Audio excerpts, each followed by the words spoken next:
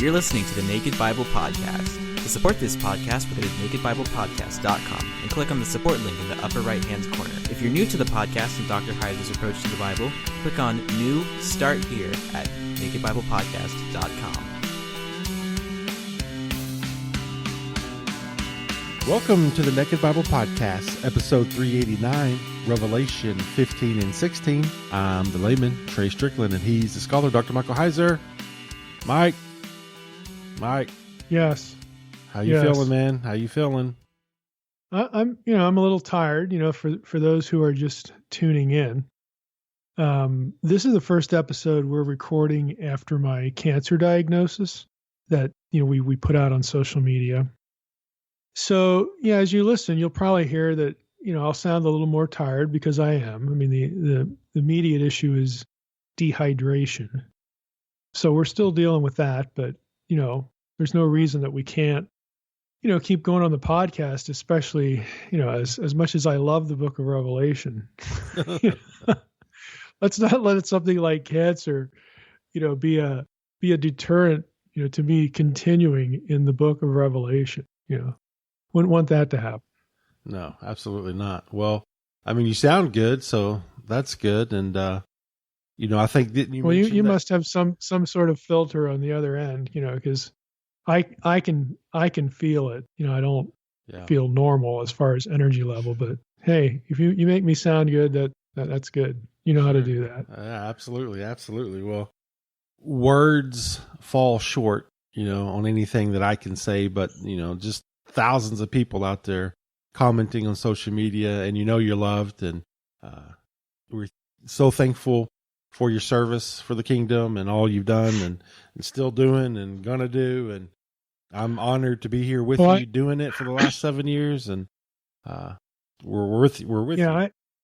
I know that I can obviously see that and tell it, and there are people, sending me. I'll get, some text messages, but people are putting mostly, responses on social media, and an email now and then. But I had my original pastor, who we had on one of the years at SBL. He's cycling through Jacksonville for their anniversary, so I'm gonna get to see him shortly in a couple of weeks. And I told him, I said, his name's Dave, Dave Burgraff. He used to pastor in Lebanon where I grew up, but he's in Charlotte now. I said, I am by no means am I afraid to die, because that's like Hebrews 2. That's your introduction to the council. I said, but if I do, I'm going to feel terribly cheated. And I actually have these, conversations, I guess, these conversations with God. It's like, this just doesn't make any sense at all. There's so much to do.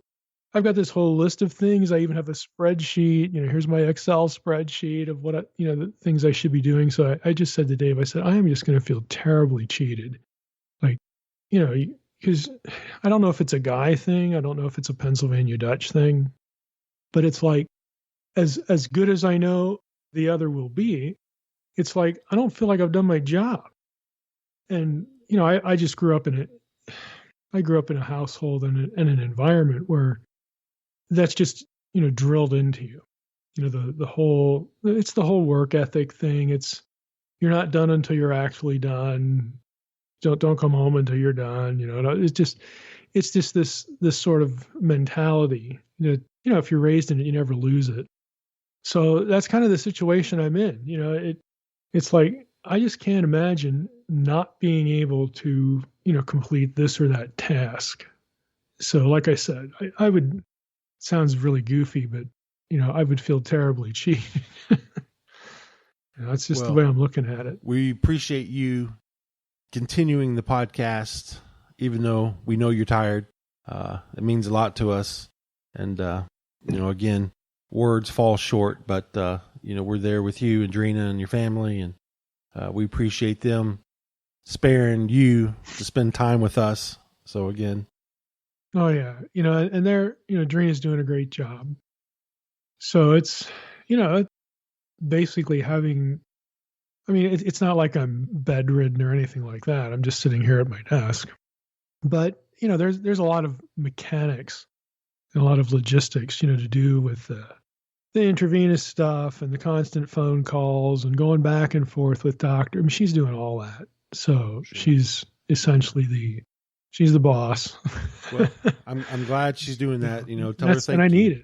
Yeah, tell her thank you for us, so you can spend time with us doing this. So it's duly noted and appreciated. So be sure she knows that. And Drini, if you're listening, thank you. But she'll probably give it a listen. Well, Mike, I'm going to switch gears to some happy news because on Sunday I got to baptize both my kids. So Jax and Jenna are baptized now. So that was a very proud father moment for me. So a little good news there. And yeah, it's cool. It's good stuff. Yeah, absolutely. And also, Abilene Wiley Little League made it to Williamsport, Pennsylvania for the World Series in baseball, Little League baseball, Mike. I thought you didn't care about baseball. Well, I do because these kids are my son's age. They played baseball with them, so I like to take some credit that I taught them all they know in t-ball because I was a coach for a lot of them. So run that way, not the other way. Mike, I taught them important things like when they're 4 and 5 playing t-ball, like not how to eat the dirt and don't play with the dirt, stand up, things like that. So those are important things that you carry on in Little League. Gentlemen, this is a baseball. Look at the batter or you're going to get hit. They would be bunched up at the pitcher mound. And it was like herding cats because they would just scatter playing the dirt and stuff like that. But now here they are, 12 years old. I remember doing that. Going to the World Series. Yeah, that's awesome. Yeah, I remember doing that with Calvin. Every time the ball hits the bat, it's a home run because they just keep running. Yeah, right. Nobody picks the ball up. Throwing the ball somewhere. Yeah, it's just every hit's a home run. Yeah, absolutely. So, that's good stuff. Well, I just want. Did you watch the Field of Dreams game? No, of course Thursday not. It's baseball. I'm not gonna watch that. I saw it though. I mean, don't get me wrong. I saw the highlights. How awesome is that? All right. Yeah, it was cool. That's Ron Johnson's favorite movie. Well, yeah, it's a lot of people's favorite movie. I mean, that movie's flawless. Yeah. It's a great movie. Yeah, I watched a lot of it. So I didn't see the end, unfortunately, though, live. I mean, I saw the walk off on the replay. I just thought the Yankees were toast, in the top of the ninth, but that was wrong. So I missed that part, but I saw most of it. No, I'm I'm starting Hard Knocks with Dallas Cowboys. So, that's where my head's at. Yeah. Seeing how Dak is going to be this year. I'm watching. Yeah. Well, we got the fantasy league coming up too. So yeah, I'm ready. I will be there for that unless I'm like unconscious or something. But well, I plan to be at the draft. Your draft won't be any different. So your team's going down regardless. Sure. All right, Mike. Well, now we covered the sports gamut now. It's like, everything's normal here. Talking about stuff we don't care about. Exactly. Just wanted to give a quick shout out to Abilene Wiley Little League team. So good luck, guys. And on some good news there, Mike. But all right, well, we've got 2 chapters to cover today in Revelation. Yeah. Yeah, Revelation 15 and 16, because there's a lot of overlap here. And to some extent, there's been overlap with parts of both chapters in earlier chapters. So it's workable to take these 2 in tandem. And, they cover the 7 bowl judgments, just generally anyway. So let's just jump in here a little bit. I'm going to go to Revelation 15. I'm not going to read the whole chapter, but just enough to get us started here. Revelation 15 is pretty short. I'll read that and then talk a little bit about chapter 15, and then we'll jump into 16. So again, reading ESV, Revelation 15 says, "Then I saw another sign in heaven, great and amazing, 7 angels with 7 plagues, which are the last. For with them the wrath of God is finished. And I saw what appeared to be a sea of glass mingled with fire, and also those who had conquered the beast and its image and the number of its name, standing beside the sea of glass with harps of God in their hands. And they sing the song of Moses, the servant of God, and the song of the Lamb, saying, Great and amazing are your deeds, O Lord God the Almighty. Just and true are your ways, O King of the nations. Who will not fear, O Lord, and glorify your name? For you alone are holy. All nations will come and worship you, for your righteous acts have been revealed. After this, I looked, and the sanctuary of the tent of witness in heaven was opened. And out of the sanctuary came the 7 angels with the 7 plagues, clothed in pure bright linen, with golden sashes around their chests. And one of the 4 living creatures gave to the 7 angels 7 golden bowls, full of the wrath of God who lives forever and ever. And the sanctuary was filled with smoke from the glory of God and from his power. And no one could enter the sanctuary until the 7 plagues of the 7 angels were finished. So that's Revelation 15, again, pretty short. And it opens with these 7 angels who are going to unleash 7 plagues, the bowl judgments. And we see these 7 angels later, of course, in chapter 16. That's when we're going to get the actual bowl judgments spelled out. We also get a reference to them in 17:1 because, the last bowl judgment is going to, all of the bowl judgments, but especially the last, it is going to set up the fall of Babylon. And so we again get a reference to these 7 angels in chapter 17, because chapter 17 and 18 really deal with the fall of Babylon. So we have 7 angels. Again, we've seen this number of angels before, and like I just said, we'll see it again. What I want to focus on, though, is, since we've covered a lot of the 7 angel territory, is the Sea of Glass. Let's just start there. This is actually an Old Testament allusion, even though you would wonder, well, where have I seen a sea of glass before, other than, maybe the book of Revelation, certain language that lends itself to that.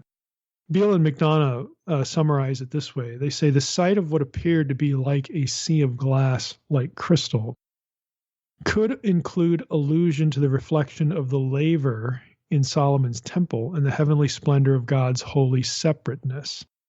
But uppermost in mind is the heavenly analog to the Red Sea in connection with the new Exodus. This identification is confirmed beyond doubt by the following mention of the new Song of Moses, which is the latter-day counterpart of Moses' song recounted in Exodus 15. The Exodus atmosphere is discernible through the prior mention of plagues, that's chapter 15, verse 1, which clearly are modeled after the plagues of Egypt, and we're going to see that in chapter 16. And by the subsequent mention of the tabernacle of testimony in verse 5. The first exodus out of Egypt and out from under Pharaoh's tyrannical power will be recapitulated by divine design in a final end-time exodus of God's people out from under the tyrannical oppression and rule of the beast over the world. So that's a paragraph of summary.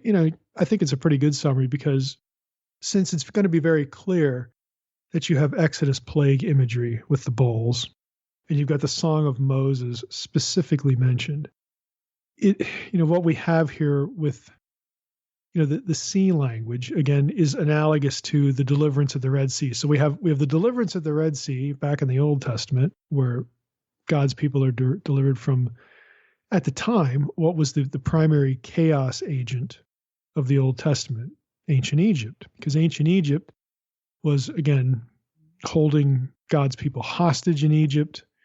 Of course, Pharaoh eventually tries to exterminate them. All that serves an analogy for John when it comes to beasts. Now, the beast is bigger and wider and badder and all those things. But again, he sees an analogy to the beast, and specifically, he's going to analogize the beast not only to Egypt here, but we've already seen him do it, and we're going to see him do it. He's going to analogize it to Babylon. Babylon becomes, after Egypt, the primary chaos agent, the primary anti-Eden agent, the primary threat to the existence of the people of God and the survival of the covenants, really the restoration of Eden. Babylon is the primary threat to that as the Old Testament comes to a close, which is why, again, here, as John's looking, forward, into what awaits the church, the looming threat and darkness, he's going to portray that threat and the beast and his power with Babel, and with Egypt. I mean, it makes sense. This is how you communicate the idea, not only the idea of who they are, but what God is going to do and who's actually going to win here. Now, there are other Old Testament allusions to the sea and the crystal, language, the sea of glass, that kind of thing.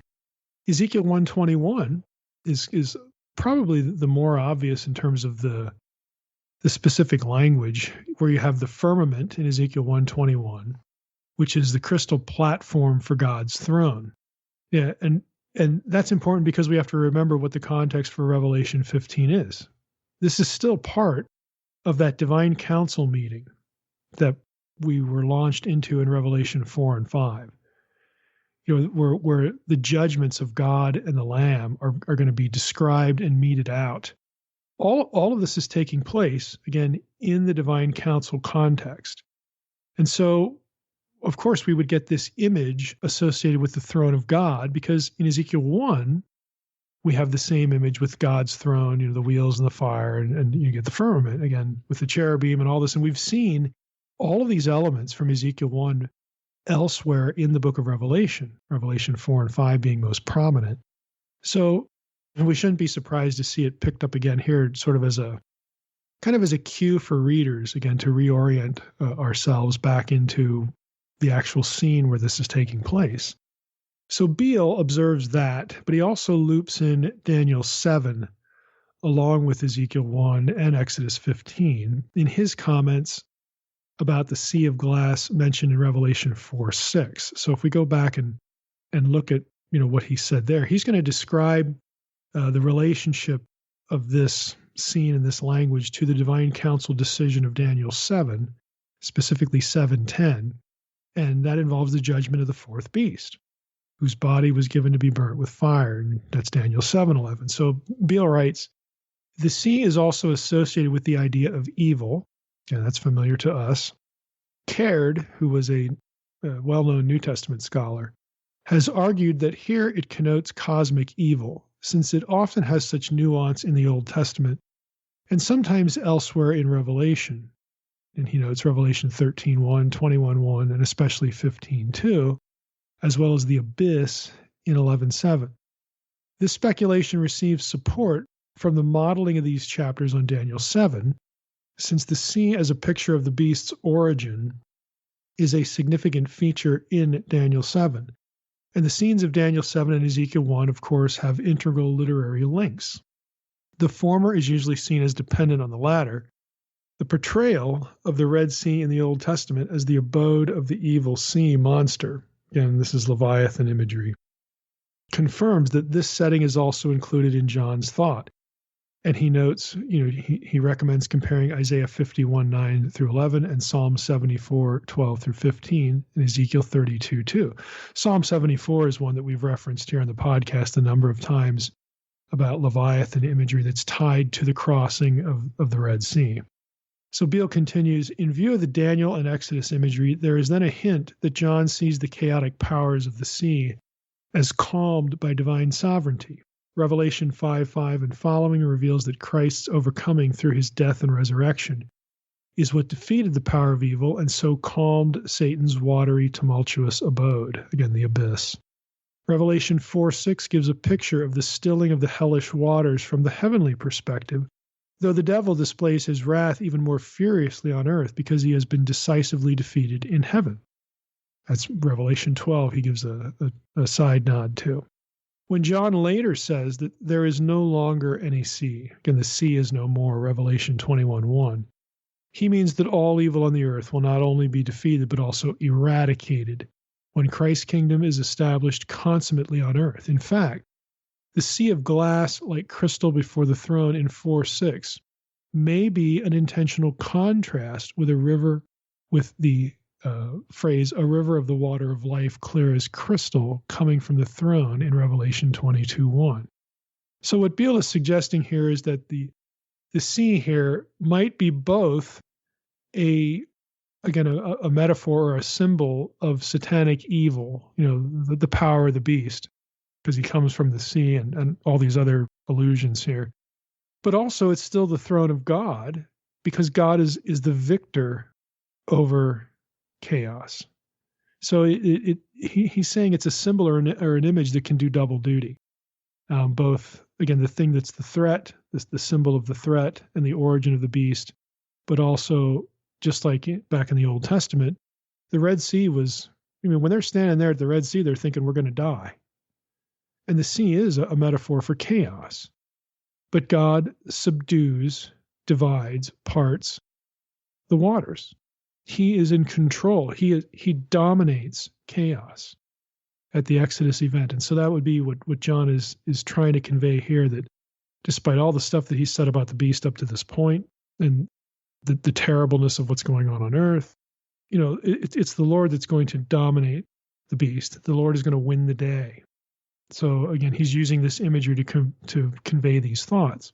So again, the point for Revelation 15 in these observations from Beale and others is that you have God's throne resting atop, the sea of glass. Again, if it is tied to Ezekiel 1, and it's pretty hard to see how it couldn't be.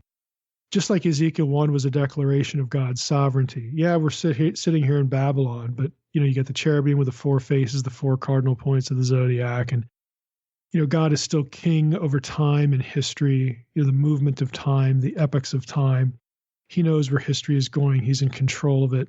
All these things are again brought to bear in Revelation 15 as we lead up to the final set of 7 judgments, the bowl judgments, and the collapse, the defeat of the beast, and his empire. So if we let's move to verses 5 through 8, Revelation 15. We have just a few comments here. The attire of the angels, again, how they're dressed, is obviously drawn from Levitical priestly garments. We could see that from Ezekiel 9, 2 and 3, Ezekiel 9, 11, Ezekiel 10, 2, Daniel 10, 5, Daniel 12, 6 and 7. And just to harken back to earlier episodes, there was this notion about how maybe the 144,000, because of the way they're dressed, Levitically, and also the comment that they have not defiled themselves with women, maybe they are sort of a priestly class that symbolically represents the antithesis of the Watchers, and again, they're the chaos they're going to spawn on Earth at their release, from the abyss. So some of that could be in play here too. So we don't want to forget that. Bowls, moving on from the clothes, bowls are also used in the Old Testament inside the sanctuary, inside the tabernacle and the temple. And On, in his Revelation commentary, has a few brief comments about this. He says, the word phiale, usually translated bowl, must be understood as a cultic utensil. In other words, it's an object used in ritual service, priestly service. And he says it should therefore be translated bowl used in offerings. And he references BDAG, the main lexicon for that idea. So because if translators chose to do that, it would preserve the ritual feel to it as opposed to just bowl. Because we think of cereal bowls or something, but it's a little more specific in context. And Owen says these libation bowls are mentioned 12 times in Revelation. I'm not going to give you the grocery list. You could look that up and concord it. But they're mentioned a lot. And again, a lot of the places really up to Revelation 21:9 in the list that Owen gives of these 12 times, most of them are going to be in passages that have the heavenly tabernacle, i.e. the throne of God, i.e. the divine council throne room in view. So again, the ritual angle is definitely worth pursuing and observing. So the bowls then are cast as ritual objects. What were they used for? Again, if you use the Old Testament analogy, the bowls there were probably used to carry out the ashes and fat of sacrifices from sacred space. And if that's the case, the symbolism would likely be that the earth is about to be purified by removing defilement. The earth is going to be sanctified. It's going to be made ready for the reoccupation of the Messiah, because what follows is the decimation of the beast. And the next image we run into is the sanctuary filling with smoke. This is going to bring us to the end of chapter 15. And that reinforces this, again, Levitical ritual idea for these other vessels, these other instruments. Beale and McDonough note this. They say God's presence in the temple is highlighted as it is, quote, filled with the smoke of God's glory and from his power, unquote, which is language that you'll find also in Exodus 40, verses 34 and 35, 1 Kings 8, the prayer for the temple that Solomon builds, 1 Kings 8, 10 through 11, 2 Chronicles 5, 13, Isaiah 6, 1 and 4, especially in the Septuagint. Again, those references, especially in the Septuagint. And they continue by saying the description may be a collective echo of similar Old Testament descriptions of God's presence in the earthly temple, though the focus may be more on Ezekiel 10, 2 through 4, where an angelic being, quote, clothed with linen, unquote, stands close to the 4 cherubim in the heavenly temple, and, quote, the temple was filled with the cloud, and the court was filled with the brightness of the glory of the Lord, unquote. The Ezekiel 10 scene is an introduction to an announcement of judgment, which brings it even closer to the function of the similar vision in Revelation 15, so that the former becomes analogous to the latter. Again, you've still got the judgment context. You've got the purification of not the heavenly tabernacle temple here, but the earth. Again, the idea being conveyed by the priestly garments, the bowls. Again, ritual service. The earth is being prepared for the reoccupation of the Messiah. In other words, it's being prepared to once again become sacred space. We're removing defilement. We're going to destroy the beast and move on from there. Now let's jump into Revelation 16 from this point. Here's where we actually get the 7 bowls described. So 15 is the setup. 16 is where we get them described. In the first 3 bowls, I'm going to read Revelation 16, 1 through 7, and we'll just jump in there. So again, the context for all this is the divine council meeting that began in Revelation 4 and 5. And the slain and risen Lamb of chapter 5 is the revealer and the dispenser of the judgments through the authority of the enthroned Father. So Revelation 16:1 says this, starting there. Then I heard a loud voice from the temple telling the 7 angels, go and pour out on the earth the 7 bowls of the wrath of God. So the first angel went and poured out his bowl on the earth, and harmful and painful sores came upon the people, who bore the mark of the beast and worshipped its image. The second angel poured out his bowl into the sea, and it became like the blood of a corpse, and every living thing died that was in the sea. The third angel poured out his blood into the rivers and the springs of water, and they became blood. And I heard the angel in charge of the waters say, just are you, O Holy One, who is and who was, for you brought these judgments. For they have shed the blood of saints and prophets, and you have given them blood to drink. It is what they deserve. And I heard the altar saying, yes, Lord God the Almighty, true and just are your judgments. Now that's Revelation 16, 1 through 7, gets us into the first 3 of these. And as was the case way back, not way back, but somewhat way back, with the first trumpet judgment, the first bowl judgment targets the earth. So there's a parallel there. And those afflicted are those having the mark of the beast. Now, the immediate Old Testament point of reference is the of bull. This is Exodus 9 through. There's an ironic reversal here. If you remember the plague back then, again, the Egyptians are the one that get the plague of boils. Here we have those being afflicted are the ones that take the mark of the beast. And so the reversal here is those who take the idolatrous mark of the beast are now marked with boils in God's judgment. So again, there's some irony here that I'm sure John doesn't want readers to miss. But you took the mark, well, God's going to mark you. Here's the first mark. Remember these? The boils from the Egyptian plague judgment. The second and third bowls take us back to the Nile. Obviously, when I read that, I'm sure that's what is popping up in your head. It takes us back to the Nile turning to blood, the initial plague on Egypt, which was Exodus 7, 14 through 25.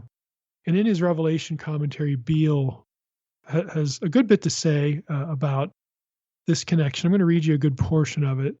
It's all good stuff. Again, how the context is going to inform what's going on here.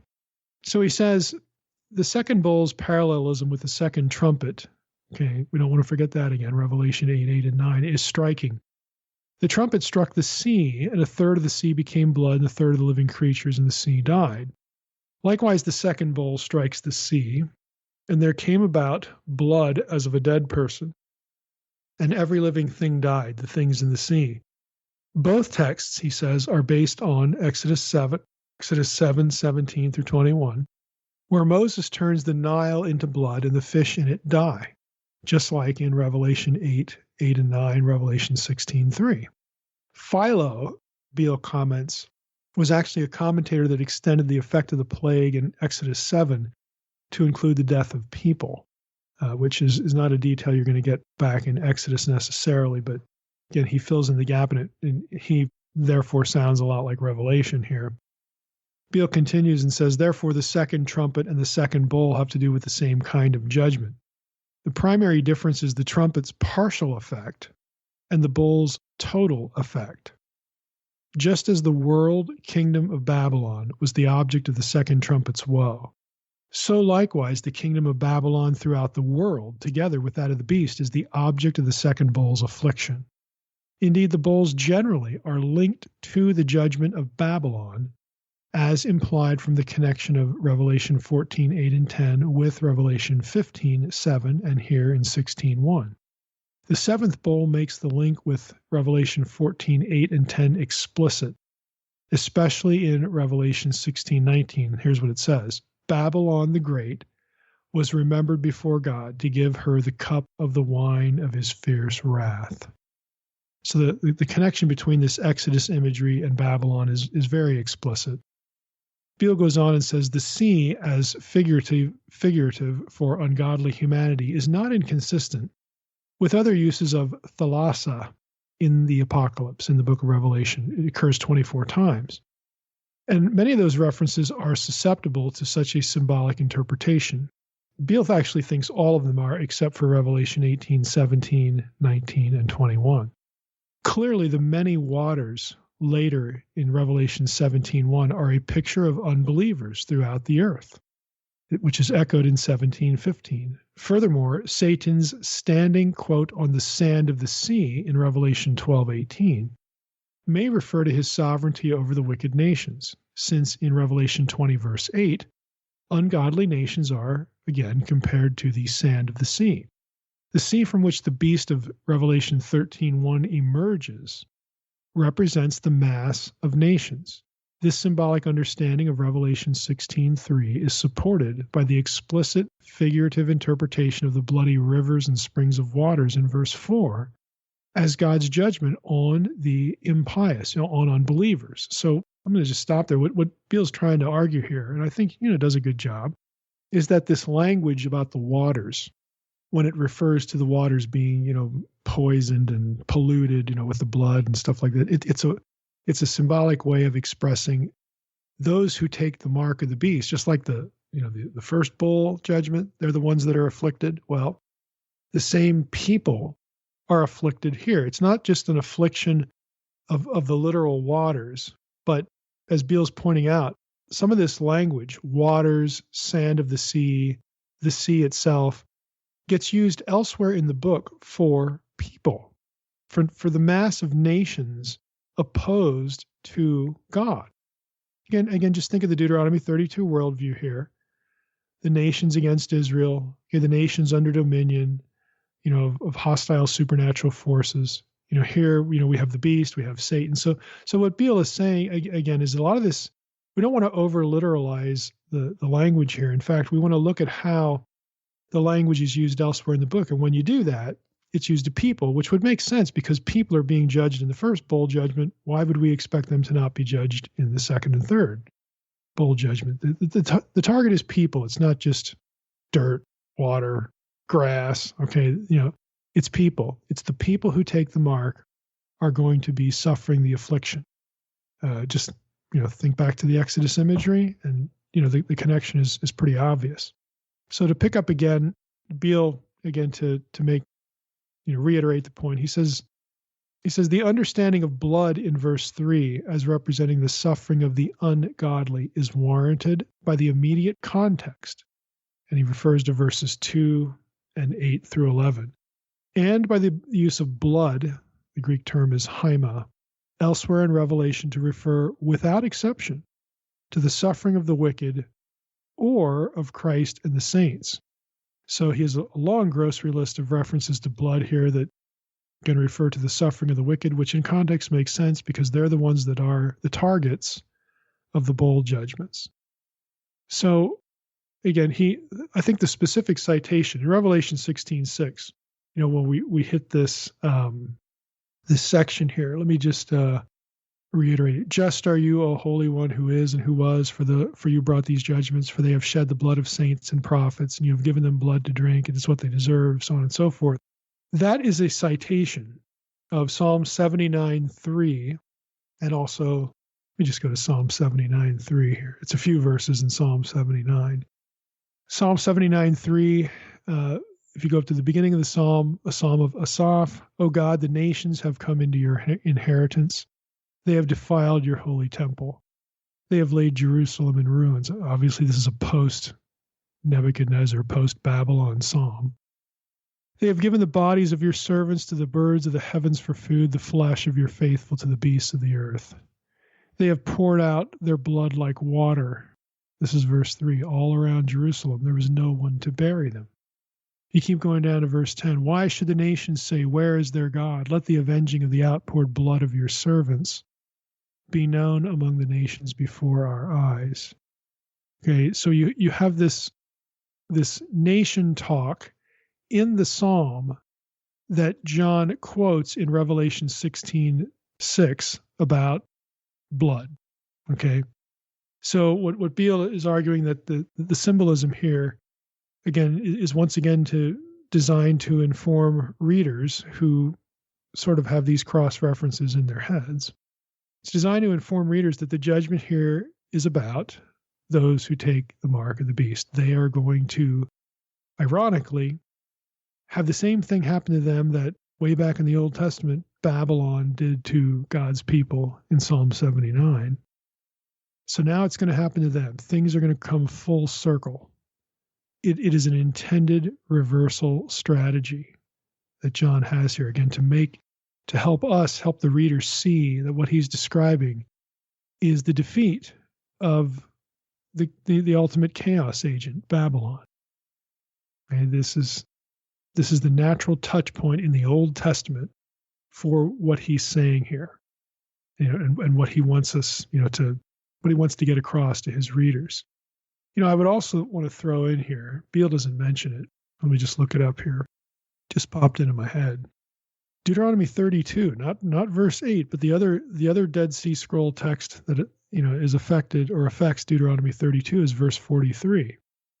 And ESV I'm going to read again because it follows, just like it does in verse 8, it follows the Dead Sea Scrolls here. It says this, rejoice with him, O heavens. You could translate it, O heavenly ones. Bow down to him, all gods. So it starts out where the ones who are going to be rejoicing are the ones, members of the heavenly host who are loyal to God. And they are commanded, the gods of the nations. This is Deuteronomy 32, okay? The gods of the nations are commanded to bow down to God and his counsel, okay? For he avenges, here's the rest of the verse, for he avenges the blood of his children and takes vengeance on his adversaries. He repays those who hate him and cleanses his people's land. Okay, that verse, Deuteronomy 32:43, I'm a little surprised that Beale doesn't mention it. That verse is a microcosm of what Beale has been saying in his commentary about this chapter, about these first three bowl judgments. It's the judgment of the nations. Those who are under dominion of the beast are the nations. They are all the people who are not the people of God. And this is the eschatological day of the Lord. This is, all of this judgment stuff. This is the day of the Lord. All this stuff's going to be a precursor to the return of the Messiah, to the return of Jesus. And this is the time when the gods are destroyed. So, when we have all this talk about the nations being the target of these judgments, yes, it refers to people who have taken the mark. But even more significantly, it refers to the beast. It's all leading up to chapters 17 and 18, where the beast himself is destroyed. And of course, That's going to lead to the destruction of Satan himself. All of this stuff. Okay, the whole system, both cosmic and earthly. This is where it's going to come to an end. And Deuteronomy 32:43 really, I think, encapsulates that very nicely. Revelation 16:8 through 16, that's the next three bowls. So numbers 4, 5, and 6. And really, let's just read that, and we may just read through the end of the chapter here, but we've got here, the fourth angel poured out his bowl on the sun, and it was allowed to scorch people with fire. They were scorched by the fierce heat, and they cursed the name of God, who had power over these plagues. They did not repent and give him glory. The fifth angel poured out his bowl on the throne of the beast, and its kingdom was plunged into darkness. People gnawed their tongues in anguish and cursed the God of heaven for their pain and sores. They did not repent of their deeds. The sixth angel poured out his bowl in the great river Euphrates, and its water was dried up, to prepare the way for the kings from the east. And I saw coming out of the mouth of the dragon, and out of the mouth of the beast, and out of the mouth of the false prophet, 3 unclean spirits like frogs. For they are demonic spirits performing signs, who go abroad to the kings of the whole world to assemble them for battle on the great day of God the Almighty. Behold, I am coming like a thief. Blessed is the one who stays awake, keeping his garments on, that he may not go about naked and be seen exposed. And they assembled them at the place that in Hebrew is called Armageddon, or Har Mageddon in Greek. So you have the next three bowl judgments. Bowl 4 begins in verse 8. And the command here, kind of like verse 17, later on. Let me just jump to verse 17, because that's going to be basically the end of the chapter. So let's just go back there. So Revelation 16:17, this is where the seventh bowl starts up. This says, the seventh angel, poured out his bowl into the air. So we have that phrase, the seventh angel poured out his bowl into the air. We've got back in verse 8, the fourth angel pouring out his bowl on the sun. And this has drawn interest from commentators because it appears contradictory to Revelation 16, verse 1, the verse that starts out this whole series of bowl judgments, which says, go and pour out on the earth the 7 bowls of the wrath of God. So how in the world can we be pouring out bowls on the sun and on the air? I mean, the bowls are supposed to be poured out on the earth. So commentators have noticed this. And on the most useful thing to say here, he notes that in Revelation 16, 8 and 17, that what John is really informing us of is that what is in view is the ancient conception of matter. So Owen writes this. In Revelation 16:1, the bowl angels are commanded to pour out their libation bowls upon the earth. While this plague is not closely related to the others, it does result in the affliction of the 4 elements. Okay, this plague he means the one here beginning in 16:8 with the sun. It results in the affliction of one of the 4 elements. And this is going to go for 16:17. What were the 4 elements of the conception of matter in the Hellenistic world? That everything was composed of earth, water, fire, and air. And so Owen is basically saying, this is why we get the language we do. It all concerns the earthly existence of people as they know it, and as they understand it, and as they articulate it, that everything's made of earth, water, fire, and air. And so it doesn't matter that you get this verbiage in verse 8 and verse 17 that doesn't say earth. It says, sun, which is the source of heat, source of fire, and air in verse 17. It doesn't matter because it's just ancient elemental thinking. And I think he's really on the right track here. It makes good sense. So in other words, in taking Beale's earlier comments about the symbolic nature of the language just generally to heart, what is described here in all the bowls, even these the ones that have this odd wording, is a judgment of all the earth in its most basic elemental sense. And the goal is to express totality. Okay, all the elements of the earth are affected. And by extension, this is the ancient writer's way of describing that all, not just some or most, all of the followers of the beast will be judged. Every one of them, no matter where they are on the earth. The picture is thus not one of literal, again, overly literal cosmic upheavals that have to be dodged by believers. Because, let's be honest, when you get into sort of popular commentary reading of Revelation, these are the kind of passages where, it must be a supernova. Oh, it must be some kind of plague or a virus or, something like that. Well, if the whole point of the bowls is the judgment of those who have taken the mark, okay, if these judgments are literal, then they're going to affect believers. Here's the point. The believers are under the sun too. It's the same sun that shines on a believer as an unbeliever. Believers are under the sun too. So if this is literal, they'd be included. Believers breathe air too. So if this was literal, if we're supposed to read this literally as some kind of poisoning of the air, well, believers would be affected by that too, unless they've got gills or something. Everybody's wearing a space helmet. The literal interpretations here that again are very common in popular commentaries and on the internet, sort of conspiratorial kind of thinking. They just don't work here, because if you're going to keep the bowls in context about being directed toward all of the people who have taken the mark of the beast, these can't be literal judgments of the literal sun and air, because believers are under the same sun and they breathe the same air. So this is, again, part of why Beale and other commentators say that the language here is meant to express elemental totality, with the goal being to communicate the idea that every person who's taken the mark of the beast, no matter where they are, is going to be judged. God isn't going to miss any of them. None of them are getting away.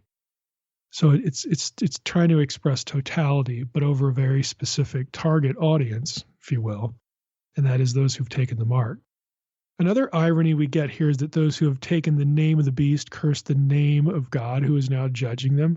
It's a nice touch. Again, it brings that, the whole thing about the mark of the beast is really about bearing the name that we talked about earlier when we talked about 666. So again, some of these ideas are just getting picked up and they become threads through the whole description.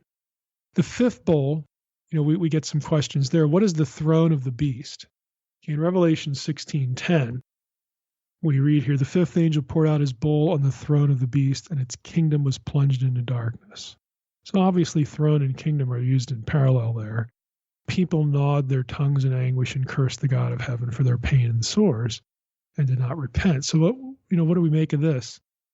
The throne of the beast is not likely a specific place. Nothing in the other judgments suggests this, again, because we're dealing with totality. More likely, and this is Beale's thought, more likely the throne represents the beast's sovereignty over his entire realm. Therefore, the bowl affects the beast's ability to rule anywhere and everywhere. So I'm paraphrasing Beale there. The judgment, of course, itself reminds us of the plague of darkness back in Egypt. That was number 9 in the Exodus plagues, Exodus 10:21-29. And it also reminds us of the fourth trumpet plague back in Revelation 8:12, where the sun, moon, and stars were partially obliterated. Now, as Owen notes, this is, quote, a typical apocalyptic event. And he cites a bunch of Old Testament passages, Isaiah 13:10, Joel 2:10, Joel 3:15, Amos 8:9, Habakkuk 3:11, bunch of Second Temple literature. This is very typical of Day of the Lord apocalyptic description. And he also adds that darkness is a symbol of judgment, in other places. He points out 1 Samuel 2:9, Amos 5:20, which is one of those passages that has the day of Yahweh will be darkness and not light. Joel 2:2 is another, Zephaniah 1:15. So again, it's Day of the Lord imagery from the Old Testament drawn into, what we're reading here with the fifth bowl. And Owen also notes that, quote, it is not immediately evident why the plague of darkness should inflict pain on people who are part of the kingdom of the beast. Okay, well, that's nice. He notes the problem, but he doesn't offer any solution. Beale takes this as metaphorical, so I'm going to read you what he has here, and he relates it to the Egyptians. He says, this pain, why would darkness cause pain? Okay. This pain is metaphorical for all ordained events designed to remind the ungodly that their persecution and idolatry are vain. And it indicates their separation from God. Let me just jump in here because God is the source of light, okay, in biblical thought. Back to Beale. As with the Egyptians, this darkness induces anguish, figuratively expressed by the phrase, they gnawed their tongues because of the pain.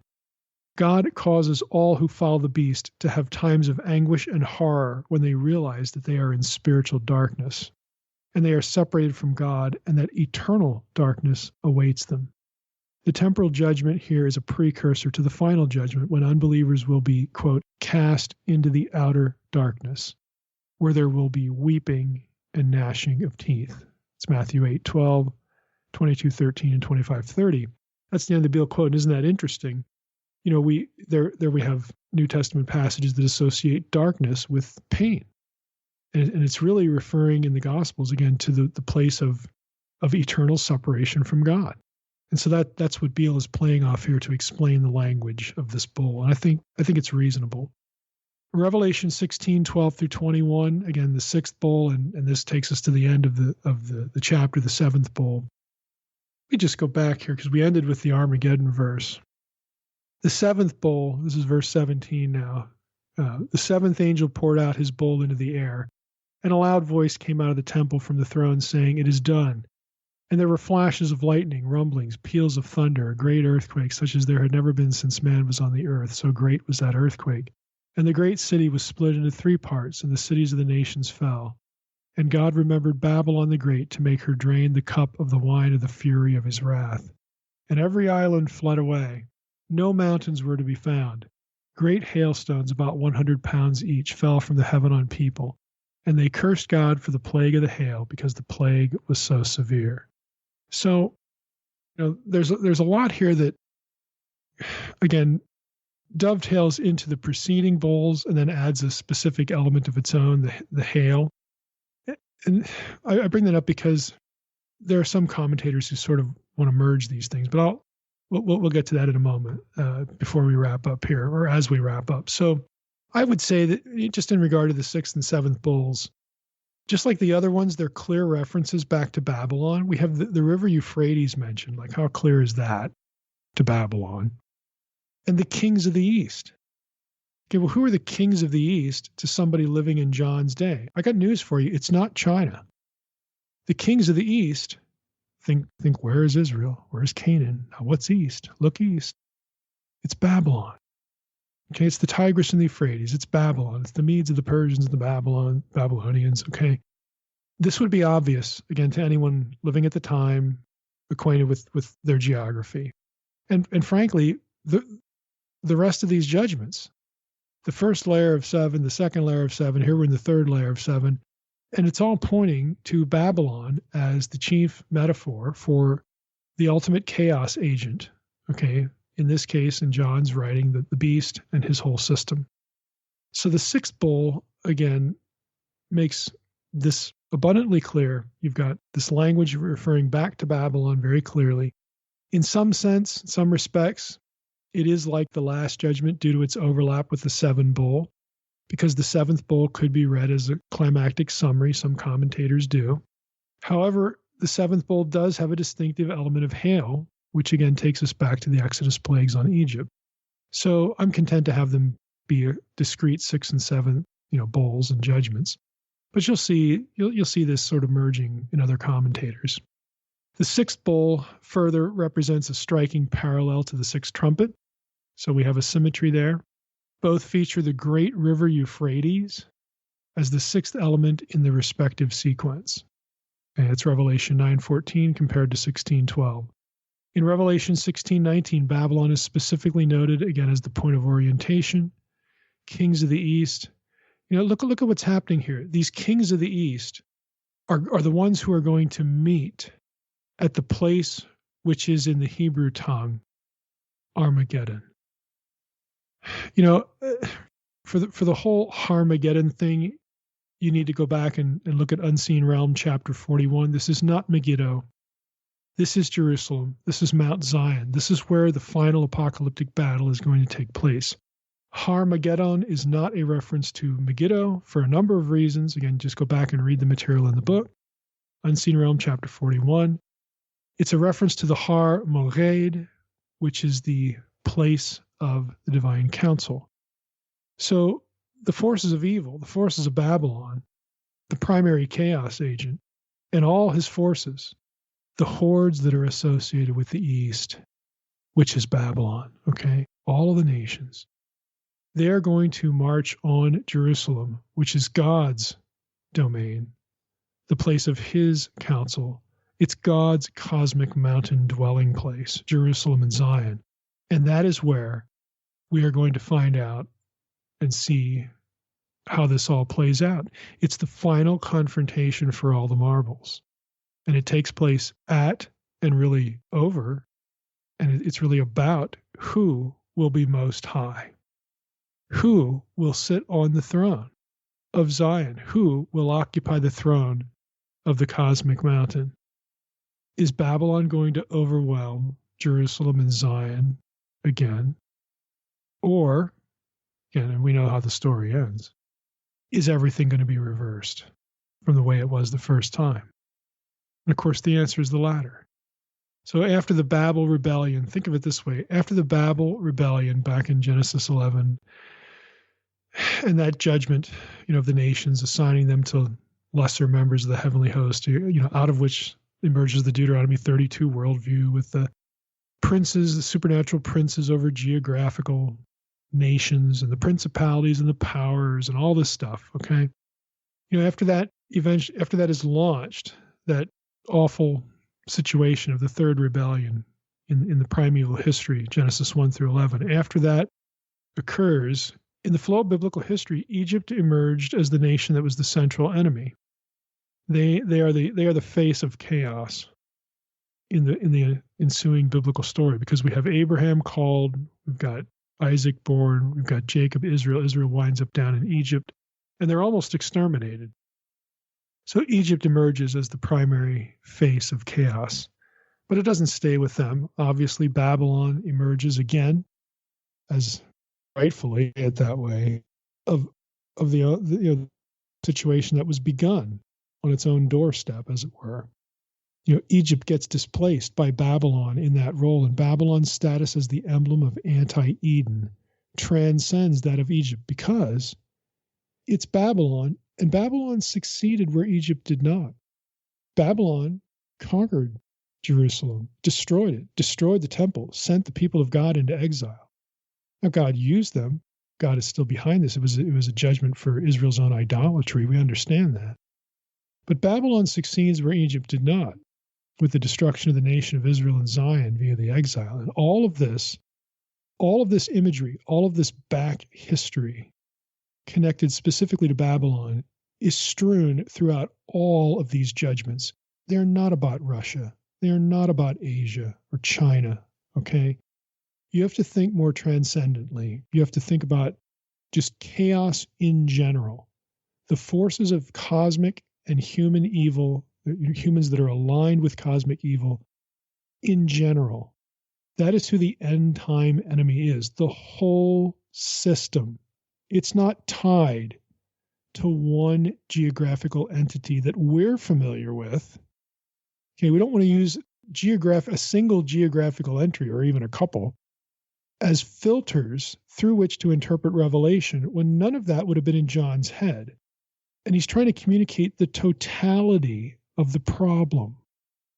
And the best way you do that is Babylon, because of the Deuteronomy 32 worldview and the history of what happened to Zion before. So it's quite misguided, again, to try to pin the beast tail on some nation that we don't like today. I'm not saying we should like them, okay?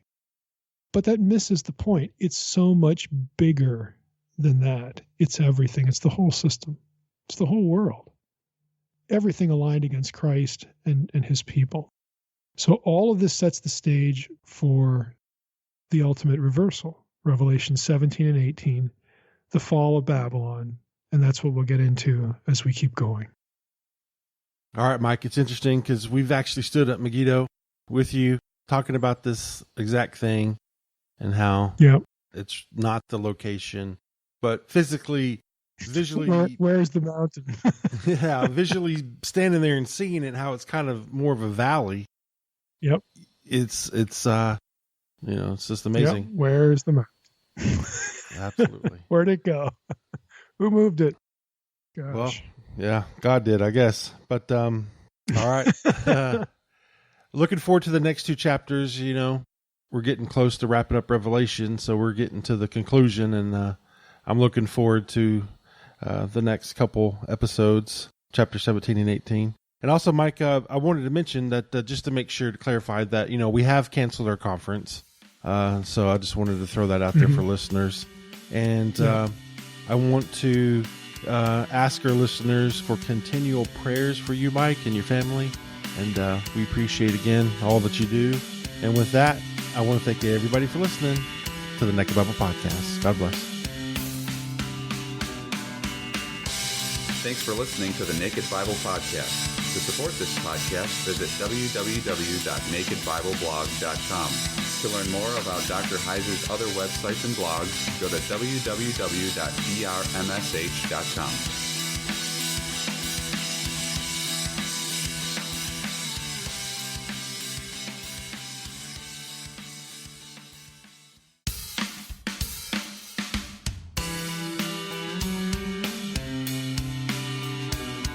You're listening to the Naked Bible Podcast. To support this podcast, go to nakedbiblepodcast.com and click on the support link in the upper right-hand corner. If you're new to the podcast and Dr. Heiser's approach to the Bible, click on New Start Here at nakedbiblepodcast.com. Welcome to the Naked Bible Podcast, episode 390, Revelation 17 and 18. I'm the layman, Trey Strickland, and he's the scholar, Dr. Michael Heiser. Hey, Mike, how you feeling?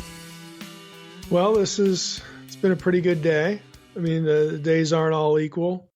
Some of that is because I can't eat what's going to rip me. It isn't, all that good stuff that we look forward to as we age.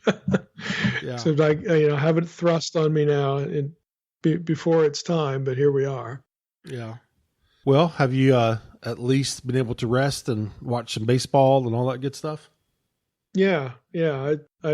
I've been doing that, sleeping a lot. So I think I'm caught up from the hospital experience, There you go. which, this is not a slight against anybody who actually works in a hospital, but I'm convinced Vlad the Impaler made the beds that they use in hospitals. It's his patent, because they are just unbelievably uncomfortable. Just crazy. Yeah. Where I was at, they had this, I actually made a video of it because I couldn't believe it. But you tilt the bed up and it forms a gully, like at the hinge. Like, well, that can't be right. Yeah. So it's like you throw like 3 or 4 pillows in there, you sit on top of them, and you can just about get comfortable. Because I have lower back problems, since high school. Okay, so this is an issue for me. And then when you're settled, the bed moves. It moves like every 4 or 5 minutes or whatever it is. And it's, for people who are bedridden, for bed sores and change positions and all this. But it's like, what in the world? It's like you can't get comfortable. So I asked the one nurse, like, can you just unplug this thing? She didn't know how. Well, I figured it out.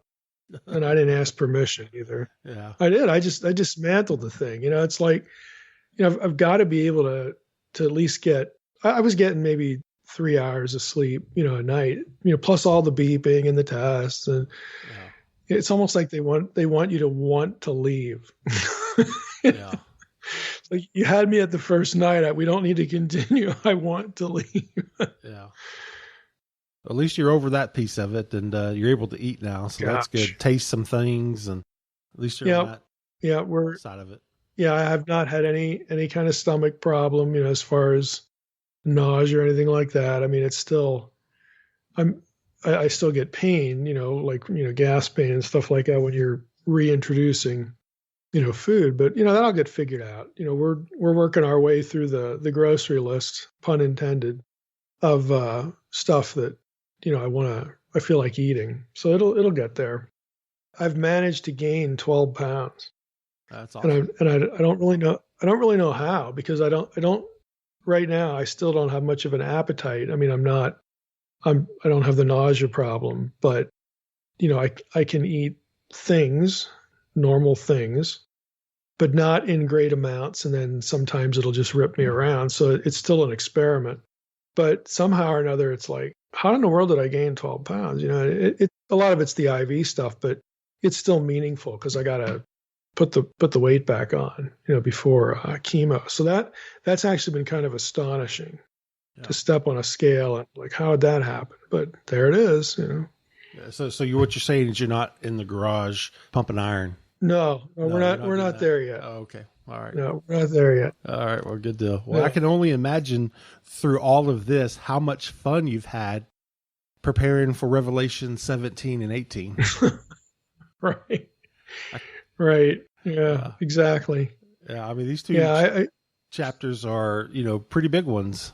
Maybe I should hold the rest of Revelation until I'm on like medical marijuana, because that would sort of fit, Yeah, absolutely. We get some good episodes on that. That's great. It's a good idea.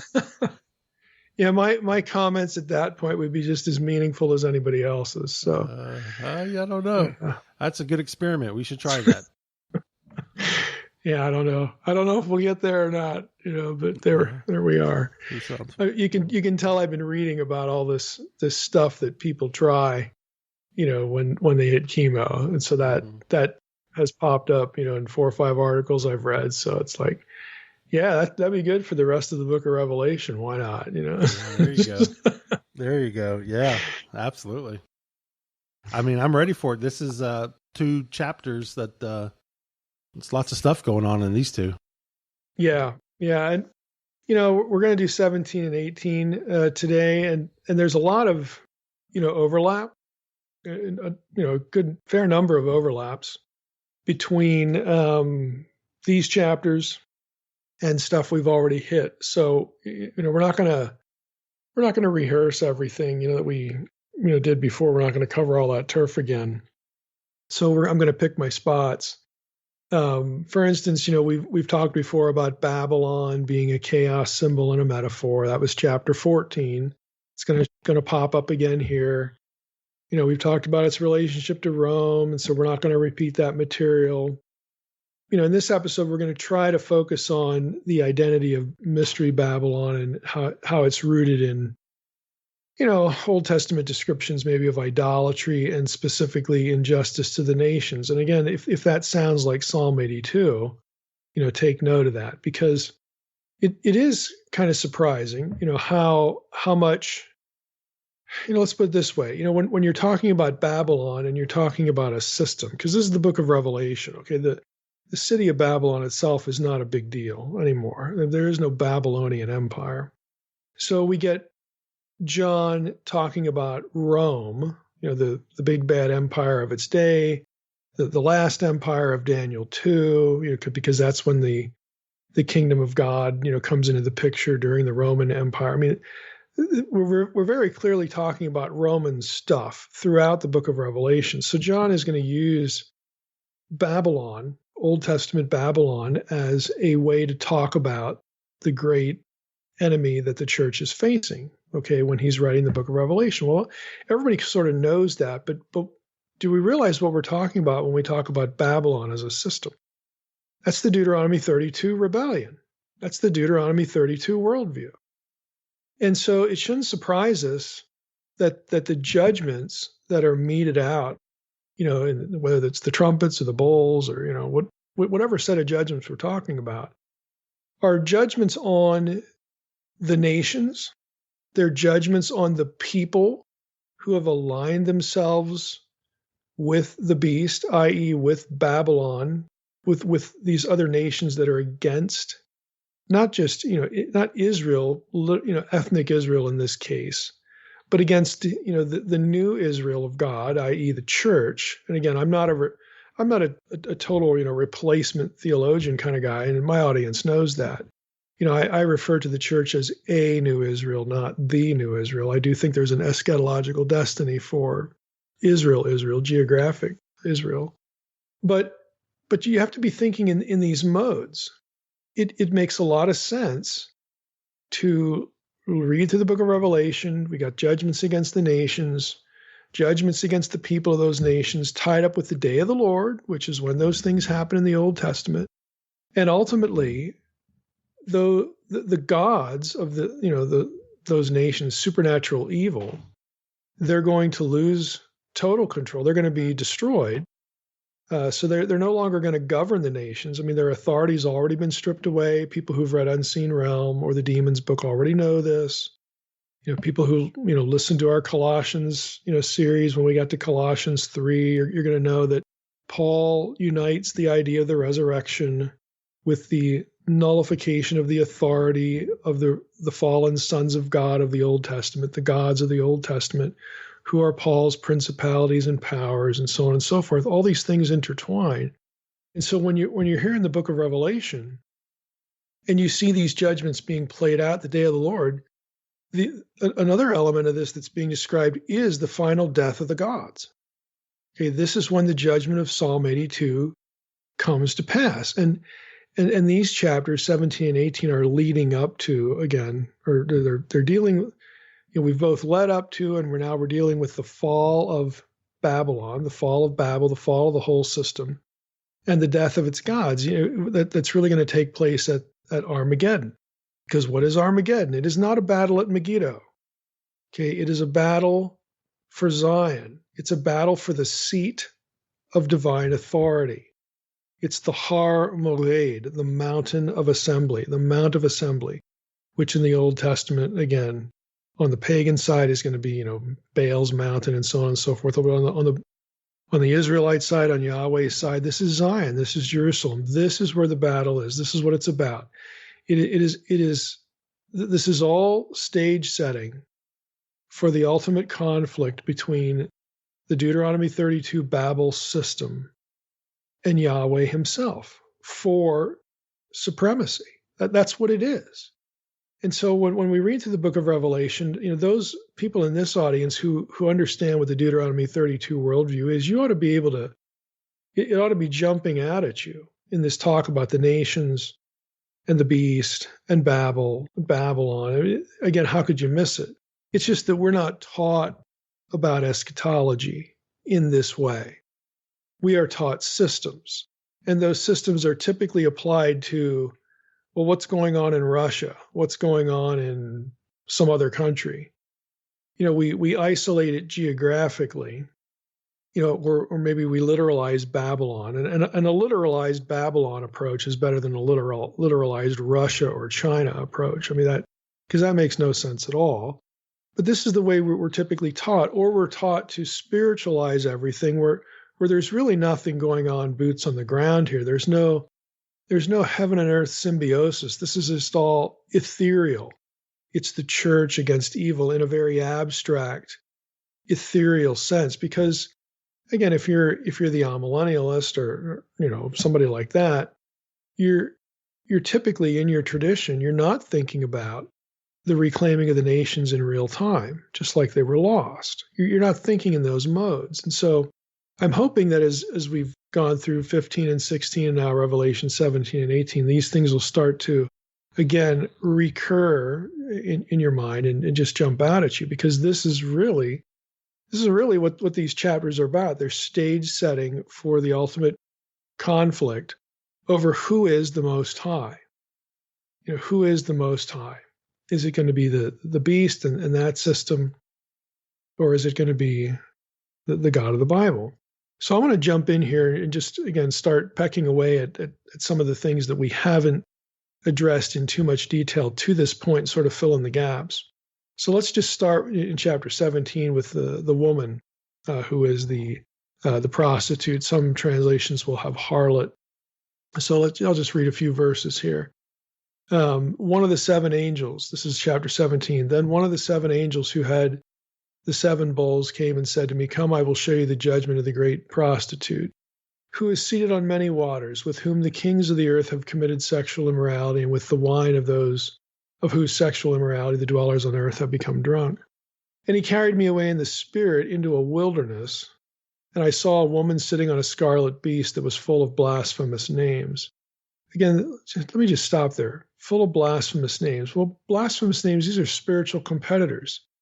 Okay, they're the names of the gods and the other nations. I mean, they're in the wilderness. This is the realm of the dead in the Old Testament. This is cosmic chaos. This is anti-Eden. All these things, all the things that you read about in Unseen Realm just sort of wind up somewhere and do, in the last few chapters of the book of Revelation. They just do, because they're very cosmic in their orientation. But anyway, I saw a woman sitting on a scarlet beast that was full of blasphemous names. It had 7 heads and 10 horns. Again, we've seen that before. The woman was arrayed in purple and scarlet, adorned with gold and jewels and pearls, and holding in her hand a golden cup full of abominations and impurities of her sexual immorality. And on her forehead was written a name of mystery, Babylon the Great, mother of prostitutes and of earth's abominations. And I saw the woman drunk with the blood of the saints, the blood of the martyrs of Jesus. Now, the spiritual adultery, something real simple like that. I mean, we're not dealing with literal adultery, but adultery is an Old Testament metaphor for idolatry, for spiritual unfaithfulness, for worshiping other gods. Why does it make sense here? Why does it fit here? Because it's Babel. Okay, this is the Deuteronomy 32 worldview. Nothing could make more sense. This is the whole point.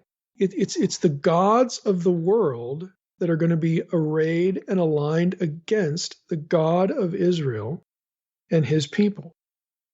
Okay, that's the end of days scenario. It's the day of the Lord. It's the final judgment of the gods. And it comes down to this one final conflict. Again, what I'm trying to communicate is that the language, the stuff, the fornication stuff, the harlot, these ways in the Old Testament that idolatry and loyalty to some other god, i.e., one of the gods appointed, allotted to the nations back at the Deuteronomy 32 rebellion at the Tower of Babel, this is the way idolatry is described. So it should be no surprise. It should be just, firing off the radar in your head. Again, the biblical theological Deuteronomy 32 worldview radar should be just, ringing in your head that this is the setting for what we're reading, what's going on in these chapters. But again, we're just not taught about end times this way. We're taught some system, and then there you go. Be warmed and filled, pick your system, and away you go. And it's like it's not tied anywhere to an Old Testament worldview or a supernatural worldview context. And again, that's just a shame. How many times have you heard me say that on the podcast? But here we are again. So back to the woman here and the description, seated on many waters, again, the theme of the immorality and so on and so forth.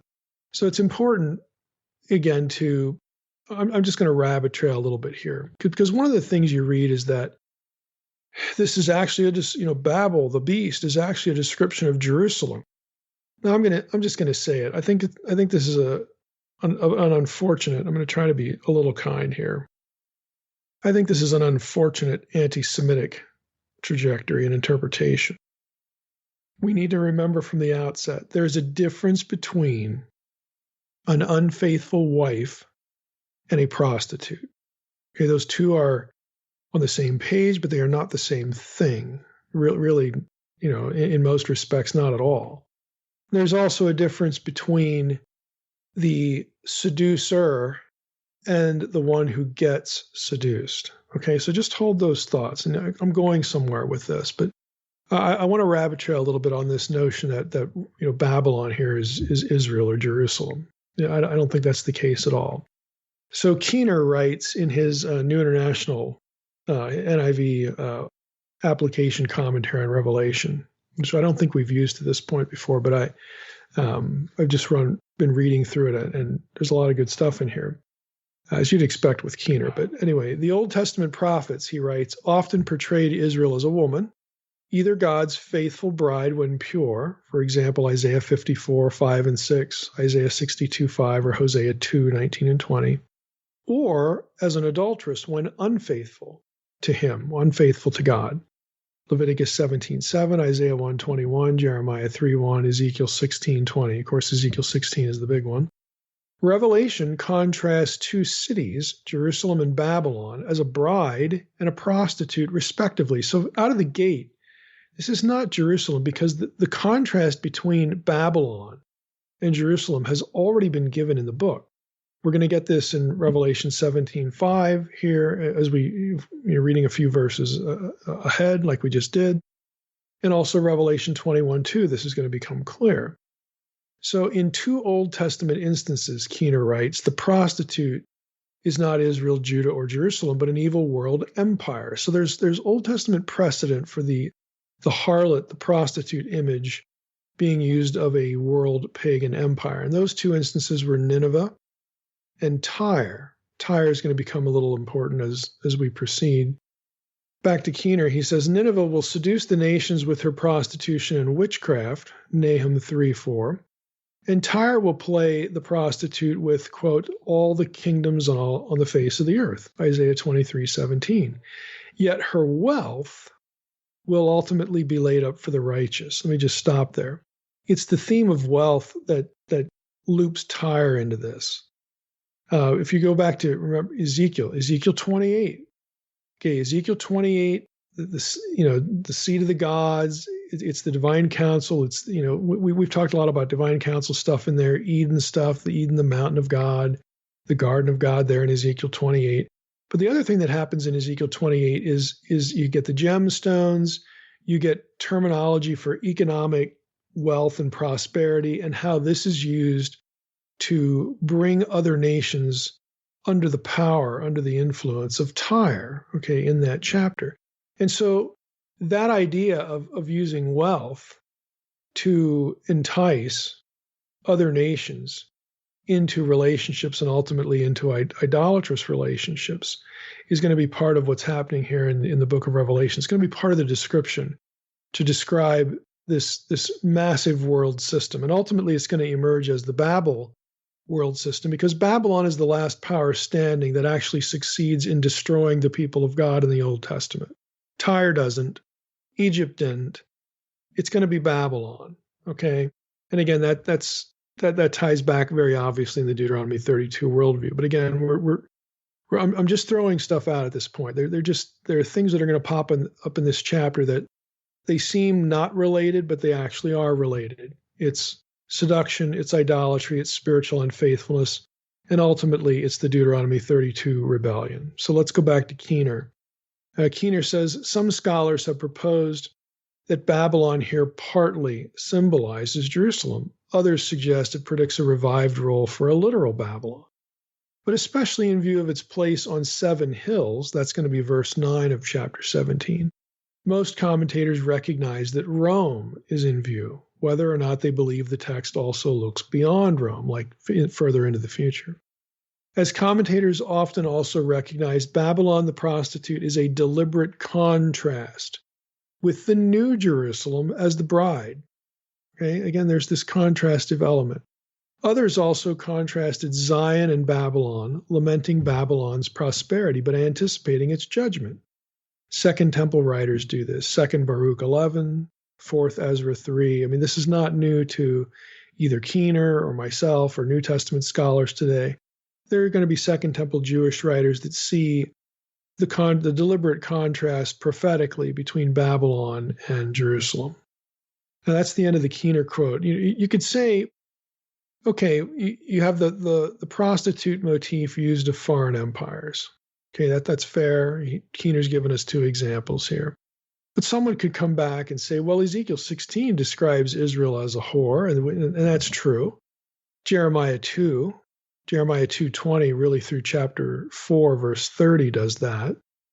But, we need to think a little bit more about what's going on in these passages. On the Jeremiah description, Jeremiah 2-4, of Judah as a prostitute, Beale and McDonough note the following. They say, in that passage, Judah is a harlot who has, quote, a harlot's forehead, that's Jeremiah 3:3, and causes others to sin, on whose skirts is found the lifeblood of the innocent, Jeremiah 2:34, whose dress is in scarlet, who decorates herself with ornaments of gold, Jeremiah 4, verse 30, and whose lovers will despise her and try to kill her.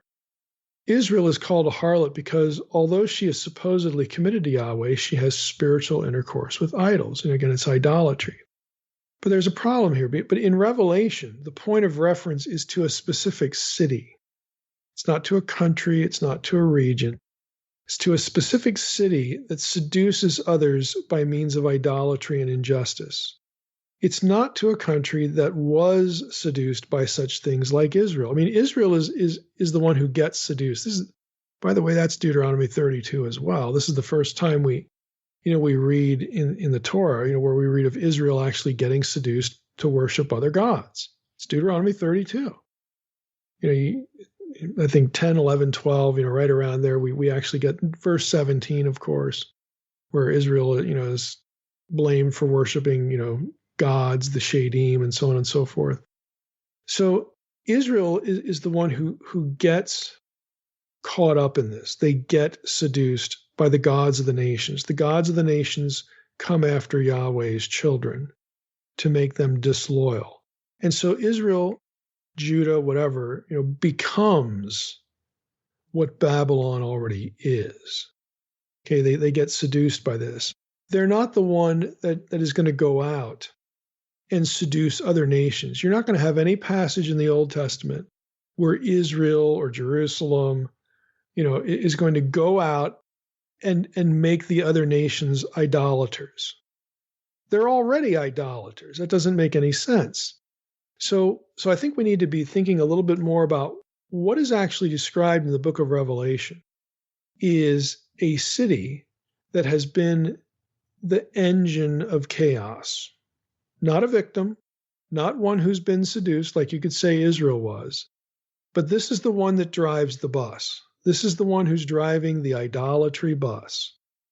So the reason Israel receives harlot prostitution imagery is because she has become idolatrous. She has been seduced, not because she lures other nations into that condition. The prostitute of Revelation 17 is not a victim. The prostitute of Revelation 17 is the engine of chaos. And that just isn't Jerusalem. It makes no sense. So Beale and McDonough again chime in. They say, despite, some of these references to Judah, okay, or Ezekiel 16, whatever, they say a harlot can also refer to other ungodly nations in the prophets, as in Isaiah 23, 15 through 18, Nahum 3, 4 and 5. They mention one Dead Sea Scroll text that applies the Nahum text to other apostates even within Israel. But again, the Old Testament precedent for this is other nations. They comment that the harlot metaphor has the essential idea of an illicit relationship, whether that be religious, economic, political, or a combination of these. In both Nahum 3 and especially Isaiah 23, Nineveh and Tyre are called harlots because they ruin and they spread uncleanness among the nations by economically dominating them and influencing them by their idolatry. Furthermore, the whore in Revelation 17 is called specifically, explicitly, Babylon the Great, which refers to Babylon, okay, not Jerusalem, but Babylon. And, by extension, it's going to be Rome because that's the enemy of the time. Therefore, Babylon refers both to the pagan world and apostate Israel and to the apostate church. Anybody who cooperates with the Babel system is committing spiritual idolatry. But the great whore herself is Babylon. She is the one, again, she's the engine of chaos, the engine of anti-Eden, the one driving, the one propelling the ruination of all nations, and especially targeting the people of Yahweh to turn against him, as sort of the final end game of the Deuteronomy 32 rebellion. Now, there are other reasons why, and that are more obvious, why the prostitute wouldn't be Jerusalem as well. I'm just going to run through these real quickly. The other imagery describing her, again, the prostitute, clearly belongs to either Babylon from the Old Testament or, again, Rome by extension in John's own time period, but not to Jerusalem. So here's a few examples. One, most obviously, the woman is identified as Babylon the Great. Okay, that takes kind of the ambiguity out of it. Number two, Babylon is said to be drunk with the blood of the martyrs of Jesus. That's verse 6 in Revelation 17. Now, earlier in the book, the martyrdom of the faithful is associated with the material in Daniel fulfilled through Antiochus IV, again, the little horn, the Antichrist figure, who's a Gentile.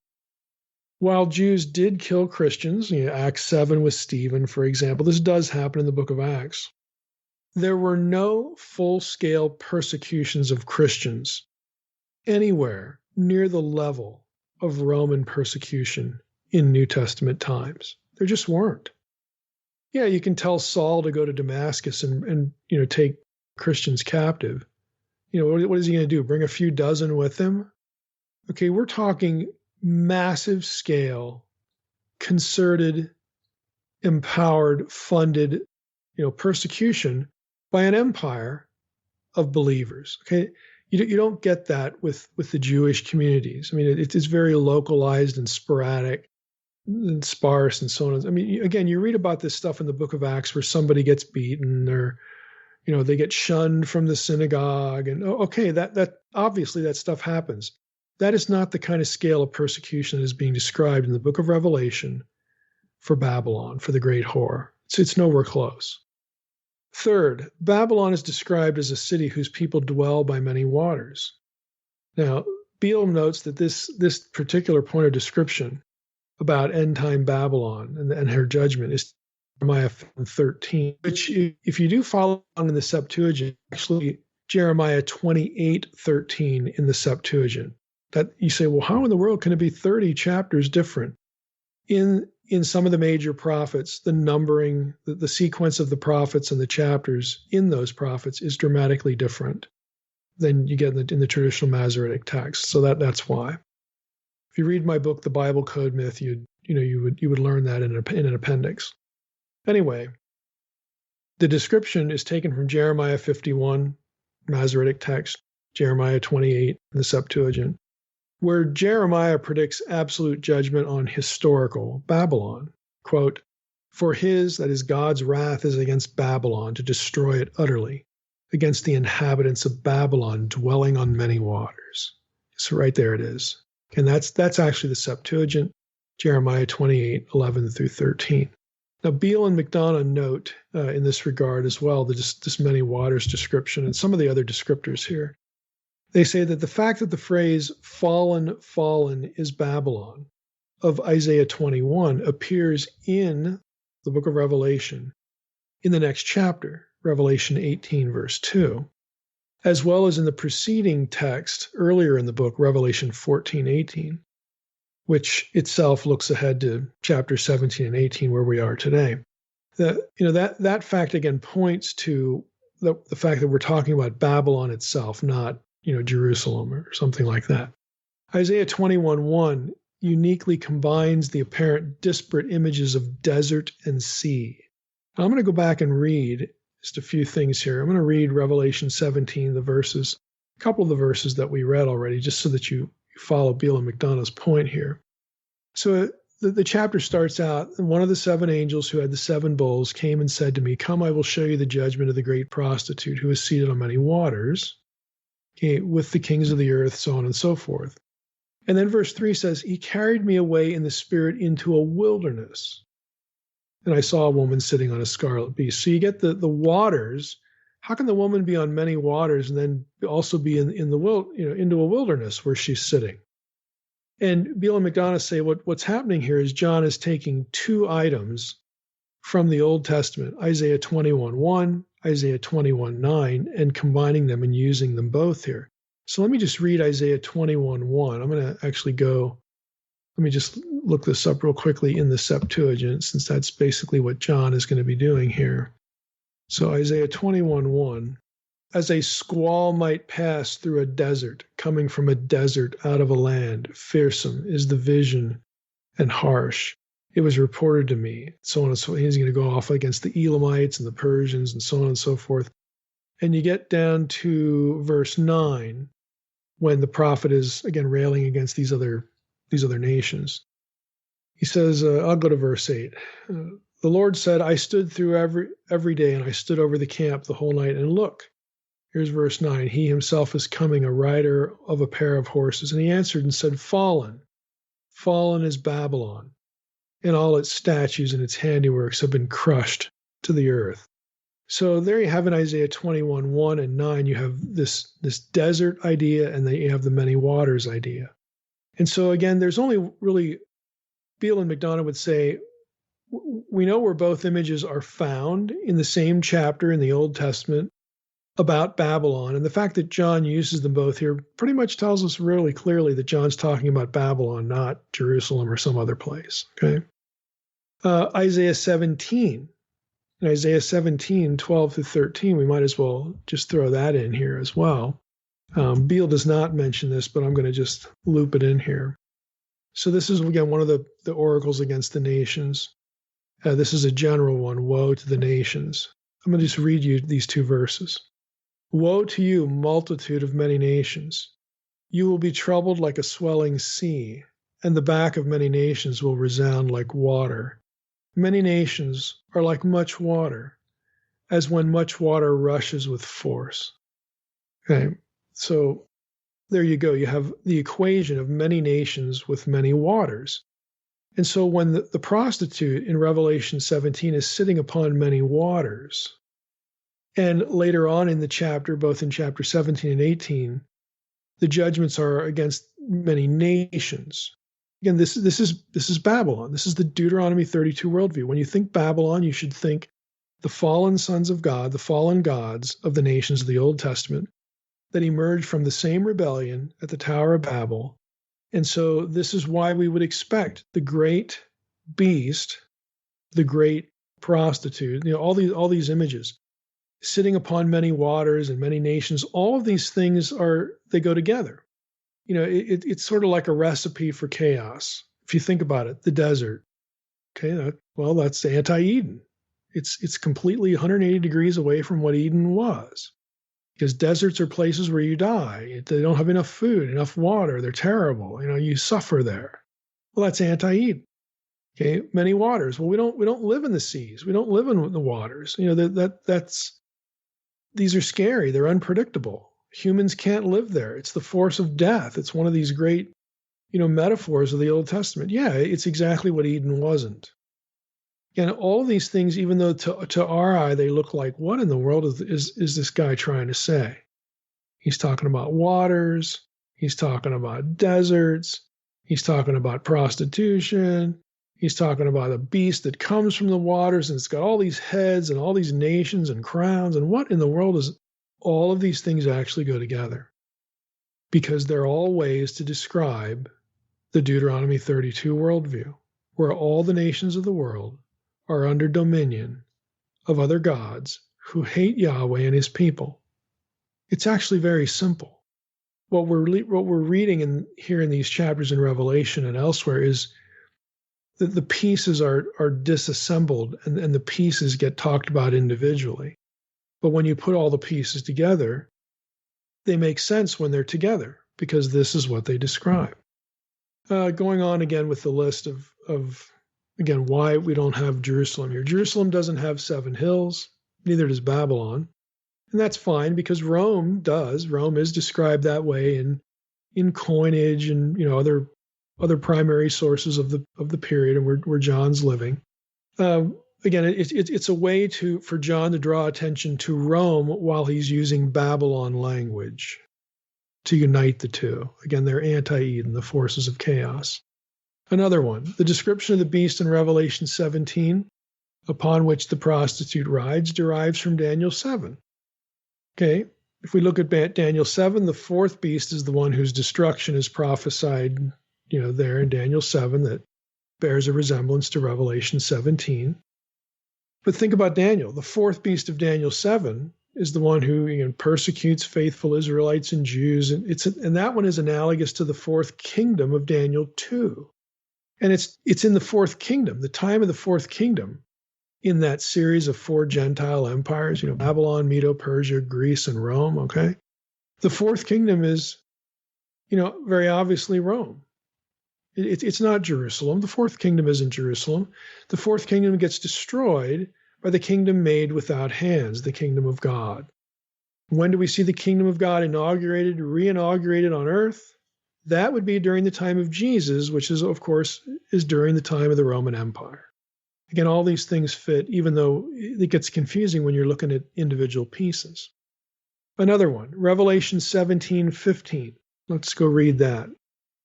The angel said to me, it can't be any clearer than this.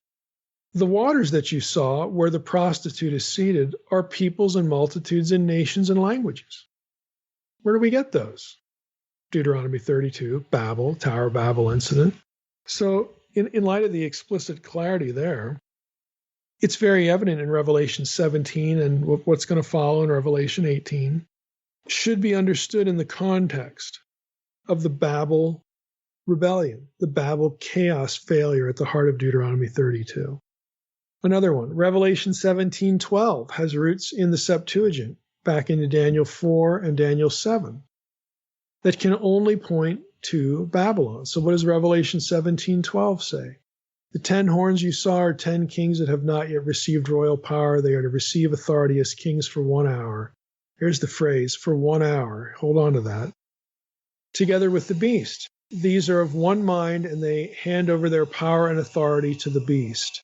So Beale and McDonough write in this regard, they say, as Daniel 7:4-7 was the source of the 7 heads, so Daniel 7:7-8, and verses 20 and 24 are the source of the 10 horns. And all you got to do is read through Daniel 7 and you'll see that.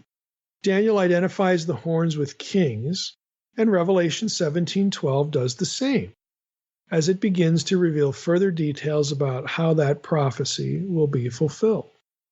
The king's future reign with the beast will last for a period referred to as 1 hour. The time period echoes that given in Daniel 4:17 in the Septuagint, where it refers to the period during which God caused King Nebuchadnezzar to become like a beast. Okay, the same language is used. Here also God is sovereign, even over the authority of ungodly kings who ally with the beast in order to prepare to oppose the Messiah. The phrase 1 hour is repeated in chapter 18, Revelation 18, with reference to the time in which, quote, Babylon the Great, unquote, was judged by God. It's Revelation 18:10, Revelation 18:17 and 19, which is a combination, or which is a combined allusion to the 1 hour from Daniel 4:17. So, essentially what you have here is, well, let me just throw one last one in here. In Revelation 17:18 excludes Jerusalem, but fits Babylon and Rome very well. Let me just read that. Revelation 17:18. The woman you saw is the great city that has dominion over the kings of the earth. Okay, at no time did Jerusalem have dominion over the kings of the whole earth. You could say that about Babylon. You could say that about Rome. Again, given the nations that were in the biblical worldview and the Mediterranean context and all that. Again, it's very clear that the beast is Babylon. Okay, the woman, it's all Babylon, applied to, used as a cipher, or used as a symbolic pool by which to talk about Rome. This should all be just explicitly clear. There's nothing that would loop Jerusalem, into this description as the beast or as the great prostitute or anything like that. So I've spent a lot of time on this, again, because I want you to see that chapters 15, 16, 17, and 18 are setting up a final conflict between God and the Babel system. It's not between God and Jerusalem, okay? The final battle, Armageddon, is going to be fought at Zion, at Jerusalem. But they are not, that isn't God's enemy. God's enemy here is, again, the Deuteronomy 32 thing, the nations of the world and all that align themselves with the beast who controls the nations of the world and has seduced the nations of the world into worshiping him, okay? So this is going to be, as we proceed into chapters 19 and especially 20, you're probably already thinking, well, isn't this scene, this whole scene, this whole setup sounds like what's going to happen in chapter 20. How can it be happening here? Okay, because again, if you're asking that question, you've been taught to read the book of Revelation in linear fashion. What we're going to see when we get to Revelation 19 and 20, especially 20, we may hit it in 19. I'm still not sure how I want to do those chapters. But you're going to see that Revelation 20 is actually a condensed version of stuff we've seen before in the book. Okay. This goes back to, should we read Revelation as a linear chronology of events, or do things in the book repeat themselves in cycles? Okay, that's one of the interpretive problems or controversies in the book of Revelation. And I actually think the truth is, well, it does both. It just depends where you're at, rather than pick a system. Because again, the system will say, well, it only does this, and therefore we're amillennialists. Or no, it's a linear chronology, therefore we're pre-trib, pre-mill, whatever. Look, both of them happen. And I'm going to show you when we get to chapters 19 and 20, again, specifically how one passage in the Old Testament, it's going to be Ezekiel 38 and 39, how that gets repurposed in these chapters, 17, 18, 19, 20, to show you that John is using that to describe a repetitive cycle of events. So there are going to be those who say, well, if you take it that way, then there is no millennium. Meredith Kline is one of those. And I quote him in Unseen Realm. He is very famous. He might be the only evangelical I've ever seen that understand Har Moed, Harmageddon is not Megiddo, but it refers to Jerusalem. Okay, outside evangelicalism, you have scholars that have known this for a long time. But again, evangelicals typically get married to a theological or eschatological system, and they never see this stuff. They're never going back into the Old Testament and looking at the precedent. Well, Kline does, but Kline actually uses it to argue for, I think he's a post-millennialist, or no, not a post. I think he's an amillennialist. I think that's how he uses it. I don't think his conclusion is at all necessary. That'll surprise the guy who reviewed my Demons book in Master's Seminary Journal, who thinks I'm an amillennialist. But that's a subject for a different podcast. It's amusing how you can be so misread. But when people can't think outside the box, their own boxes, this is what you get. So we're going to get into that. And I already know that some of you are thinking, this just sounds like Revelation 20, where Satan is released and the nations surround Jerusalem. And that's after the millennium, Mike. That isn't leading up to Armageddon. Well, actually it is. And actually it's describing the same thing. But again, that doesn't mean that we don't have these things actually occurring in real time. And that's what somebody like Kline, who wants to resist because he's committed to a certain end time system that doesn't have a literal kingdom. Okay, I do. And we'll get to that at that point. So I wanted to stress some of this, that there's a deep connection between chapters 15, 16, 17, 18, with a battle lines being formed. It's all stage setting for Armageddon. And Armageddon is going to be about the nations aligned against God and his people at Jerusalem, just like Revelation 20 describes. Okay, I just want people to know that you can see it, but then you're going to think that we're reading things out of order because of the way you've been taught to approach the book of Revelation. So I just want to lay that out there. It's both for today and for a subsequent episode. But for the rest of our time today, I don't want to park, on all of that. I want us to think a little bit about, why is it this way? Like what is this sort of leading up to? What's sort of the takeaway point? And here's what I think it is. I think that when we read Revelation 17 and 18, and we get all this Babylon stuff, we get all the nations, the many waters, the spiritual adultery, blah, blah, blah, blah, blah, the great whore, and all this stuff. Again, that looks just weird. It looks abstract. It looks like none of these things have any relationship to each other at all, but they all do, because there are ways of describing allegiance to other gods instead of Yahweh. There are ways of describing the Deuteronomy 32 rebellion, all this stuff.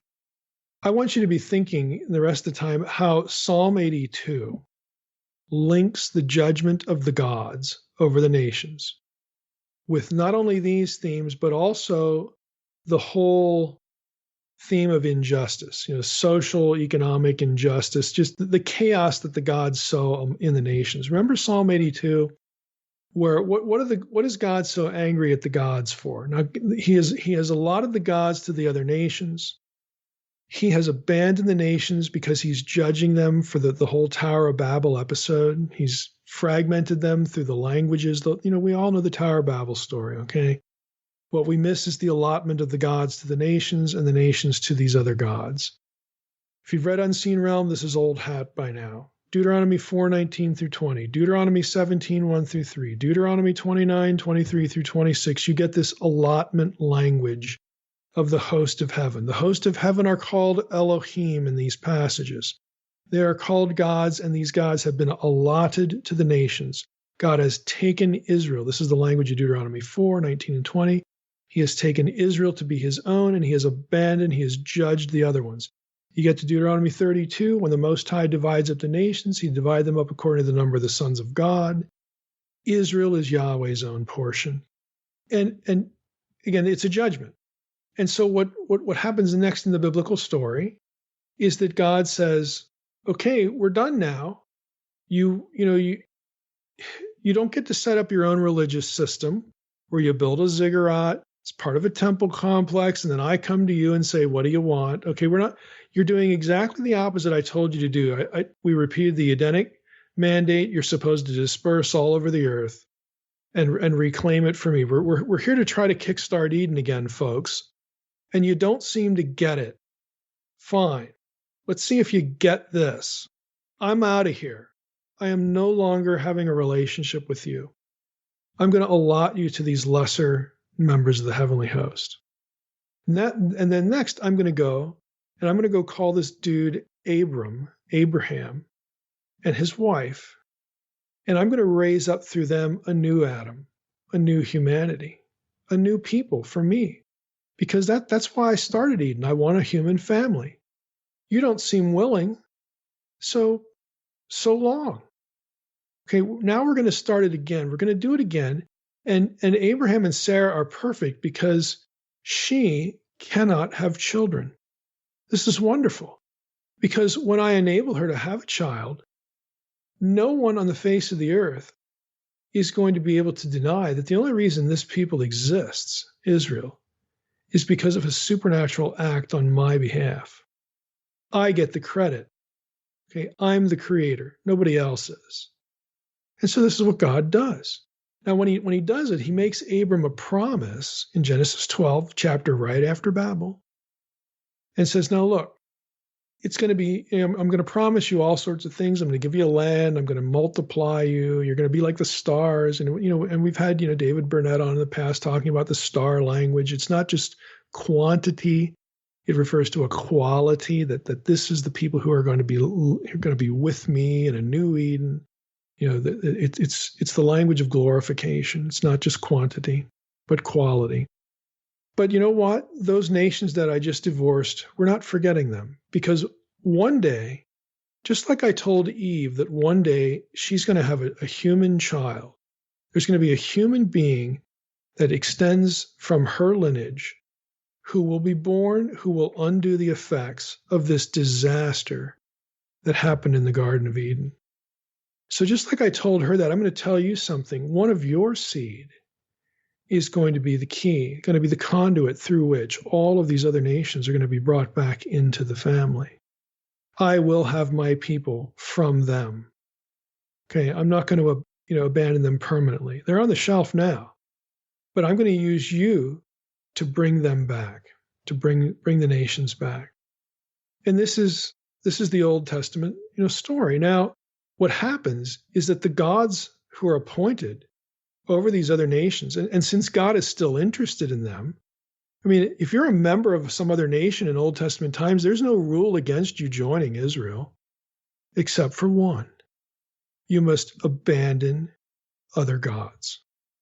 You must turn your back on all other gods.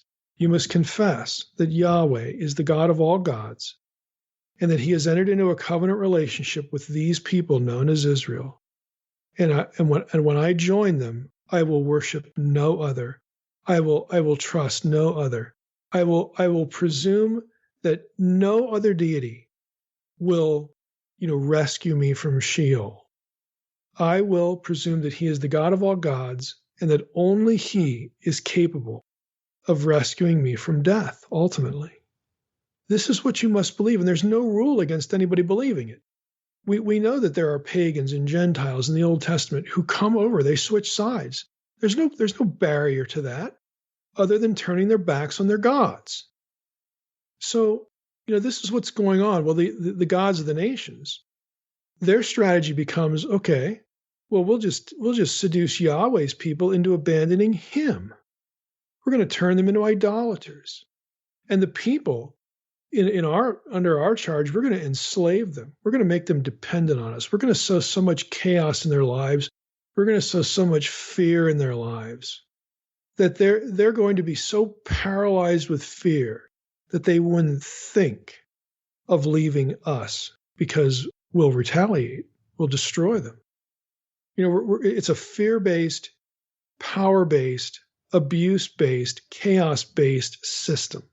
And if you read Psalm 82, this is what you get in verses 2 through 5. This is what they're doing, and this is why God is angry.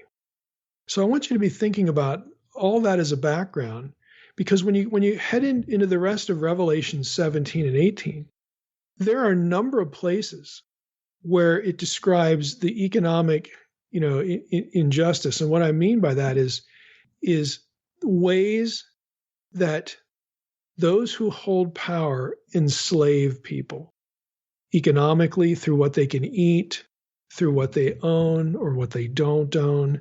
They create economic dependence on this. You go to Revelation 17, 1 through 2, come, I will show you the judgment of the great prostitute who is seated on many waters. With the kings of the earth, they have committed sexual immorality. Okay, so they hold the power brokers in their hands, okay? You get to Revelation 18, 2 and 3. That's Revelation 17. Here's Revelation 18, 2 and 3. Let's just go to verse 1. Then after this I saw another angel coming down from heaven, having great authority. The earth was made bright with his glory. And he called out with a mighty voice, Fallen, fallen is Babylon the Great. She has become a dwelling place for demons, a haunt for every unclean spirit, a haunt for every unclean bird, a haunt for every unclean and detestable beast. For all nations have drunk the wine of the passion of her sexual immorality. And the kings of the earth have committed immorality with her, and the merchants of the earth. They're now all of a sudden we throw in the merchants. Again, the people who will use wealth to victimize and enslave others, okay? The merchants of the earth have grown rich from the power of her luxurious living. So there we add the economic element. You keep reading in chapter 18, you get to verse 5. We see it again. For her sins, Babylon's sins are heaped up, and God for her iniquity. Her herself and back others. Repay her deeds, mix a double portion for her in the cup she mixed. As she glorified herself and lived in luxury, so give her like a measure of torment and mourning, since in her heart she says, I sit as a queen, I am no widow. The mourning I shall never see. M-O-U-R. She's not going to see disaster. For this reason, her plagues will come in a single day, death and mourning and famine. She will be burned up with fire, for mighty is the Lord God who has judged her. You go down a little bit further. You get verses 10 through 17. Look at how Babylon is described. Alas, you great city, you mighty city Babylon, for in a single hour your judgment has come. And the merchants, there they are again, of the earth, weep and mourn for her, since no one buys their cargo anymore. Cargo of gold, silver, jewels, pearls, fine linen, purple cloth, silk, scarlet cloth, all kinds of scented wood. There's just a long grocery list of spices. This is the economic center because Babylon was the dominant world empire. Okay, let me just be real simple. It's like Thomas Jefferson said. Okay, the more that the government gives you, the more it can take away. Okay, when you are under its authority, when you are dependent on it, it will strangle you. You have now given it the power to crush you and to control you and manipulate you. This is what We live in America, but we're still fond of saying things like, and it's true. When is the last time government surrendered power? It doesn't. And this is why economic power and other kinds of manipulative power are used in the Bible, both in the Old Testament and the New Testament, and here in Revelation. Revelation picks up all these themes. I'm reading the book of Revelation, reading Revelation 18. So this is why these things are referenced, because when a system of power owns you, you're trapped. Okay, you're going to suffer greatly to ever get out from under it. It will not allow it. It will not tolerate you excusing yourself from the arrangement. It owns you. And it's an abuse of power. It's an opportunity for chaos. It's an opportunity to exploit and destroy. And this is why the book of Revelation casts Babel in these economic terms, and that goes right back to Psalm 82. It goes right back there. This is the kind of abuse of people that God does not want. God is not in favor of coercive, abusive power exercised by people over other people, and he's not in favor of it because ultimately, when it is evil and coercive and abusive, ultimately, the ones driving the bus aren't necessarily the human power brokers, because behind the human power brokers, there's a more sinister intelligence that wants to destroy, that wants to enslave, that wants you to worship them. This is why the nations, both in Psalm 82, Revelation, and lots of other passages. I mean, there's tons of passages like this in the Old Testament. This is why the nations are described this way, and why the gods of those nations get looped into it. It's all one huge, chaotic, evil system that is aligned against, ultimately, the people of God. So, why, again, let's go back to the why question. This is what I think it's really about, because where's all this leading? Chapters 15, 16, 17, 18. Well, 19, we're going to get, we're going to get Armageddon. We're going to get the return of the Lord. We're going to get the day of the Lord, enacted. We're going to get all this evil. We're going to get the beast dealt with. Now think of it this way. If this is really about God against the nations, if this is really about the Psalm 82 judgment of the gods, the death of the gods finally coming to pass, think about the purpose of that. Think about the purpose of that. Revelation 17 is an integral part of the day of the Lord judgment of the gods and the reclaiming of the earth. Why? For the re-inheritance of the Messiah. The earth is going to be wiped clean of chaos. The earth is being readied again to be sacred space for the true God and the King. That is ultimately what this is about. The earth must be made fit. Okay? It must be made fit for the reoccupation of the true King in a new Eden with his own family and his reconstituted council going back to Eden, and that's us. So again, we need to pay attention to the theological backdrop behind all of these sorts of descriptions. It's not about who has the best weaponry. It's not about who has the best army. It's ultimately about the gods getting what they deserve, the beast getting what it deserves. It's about the annihilation of chaos. Chaos must be annihilated. It must be eliminated in totality. Because this time, when the Lord returns, chapter 19, okay, he's going to be occupying a new Eden. And in this case, the new Eden is global.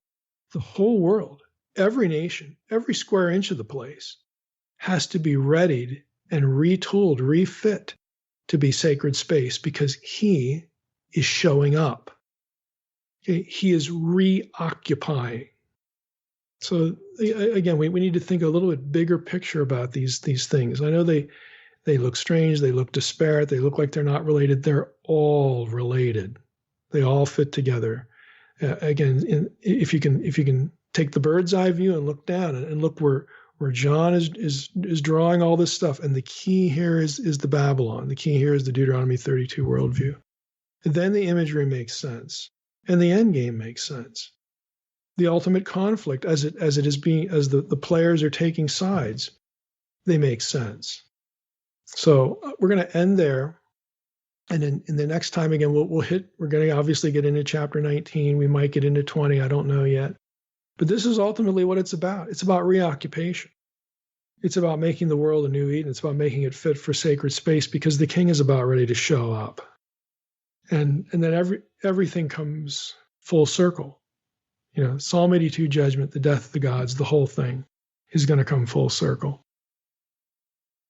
All right, Mike. 2 loaded chapters that was. I mean, I'm ready for him to come on down. Let's get it going. Let's just get it going. No, yeah, wouldn't complain if that happened. Oh, I know. But, absolutely. Well, I'm not going to go. We all have these things that we want to see happen before the Lord returns, but all those things are sort of off my list. Yeah. I wouldn't mind just throwing my list away and just having them come on down. Let's get it going. Yeah. But no, for real. All right, Mike. Well, yeah, for real. Good episode. We appreciate you taking time to fit us in, because we know it takes its toll. Hey, we're gonna plug away. We're going to plug away. All right, I like it. Sounds good, Mike. All right. Well, our prayers are still with you. We hope you have a good week. I appreciate everybody else for listening to the Naked Bible Podcast. God bless. Thanks for listening to the Naked Bible Podcast. To support this podcast, visit www.nakedbibleblog.com. To learn more about Dr. Heiser's other websites and blogs, go to www.drmsh.com.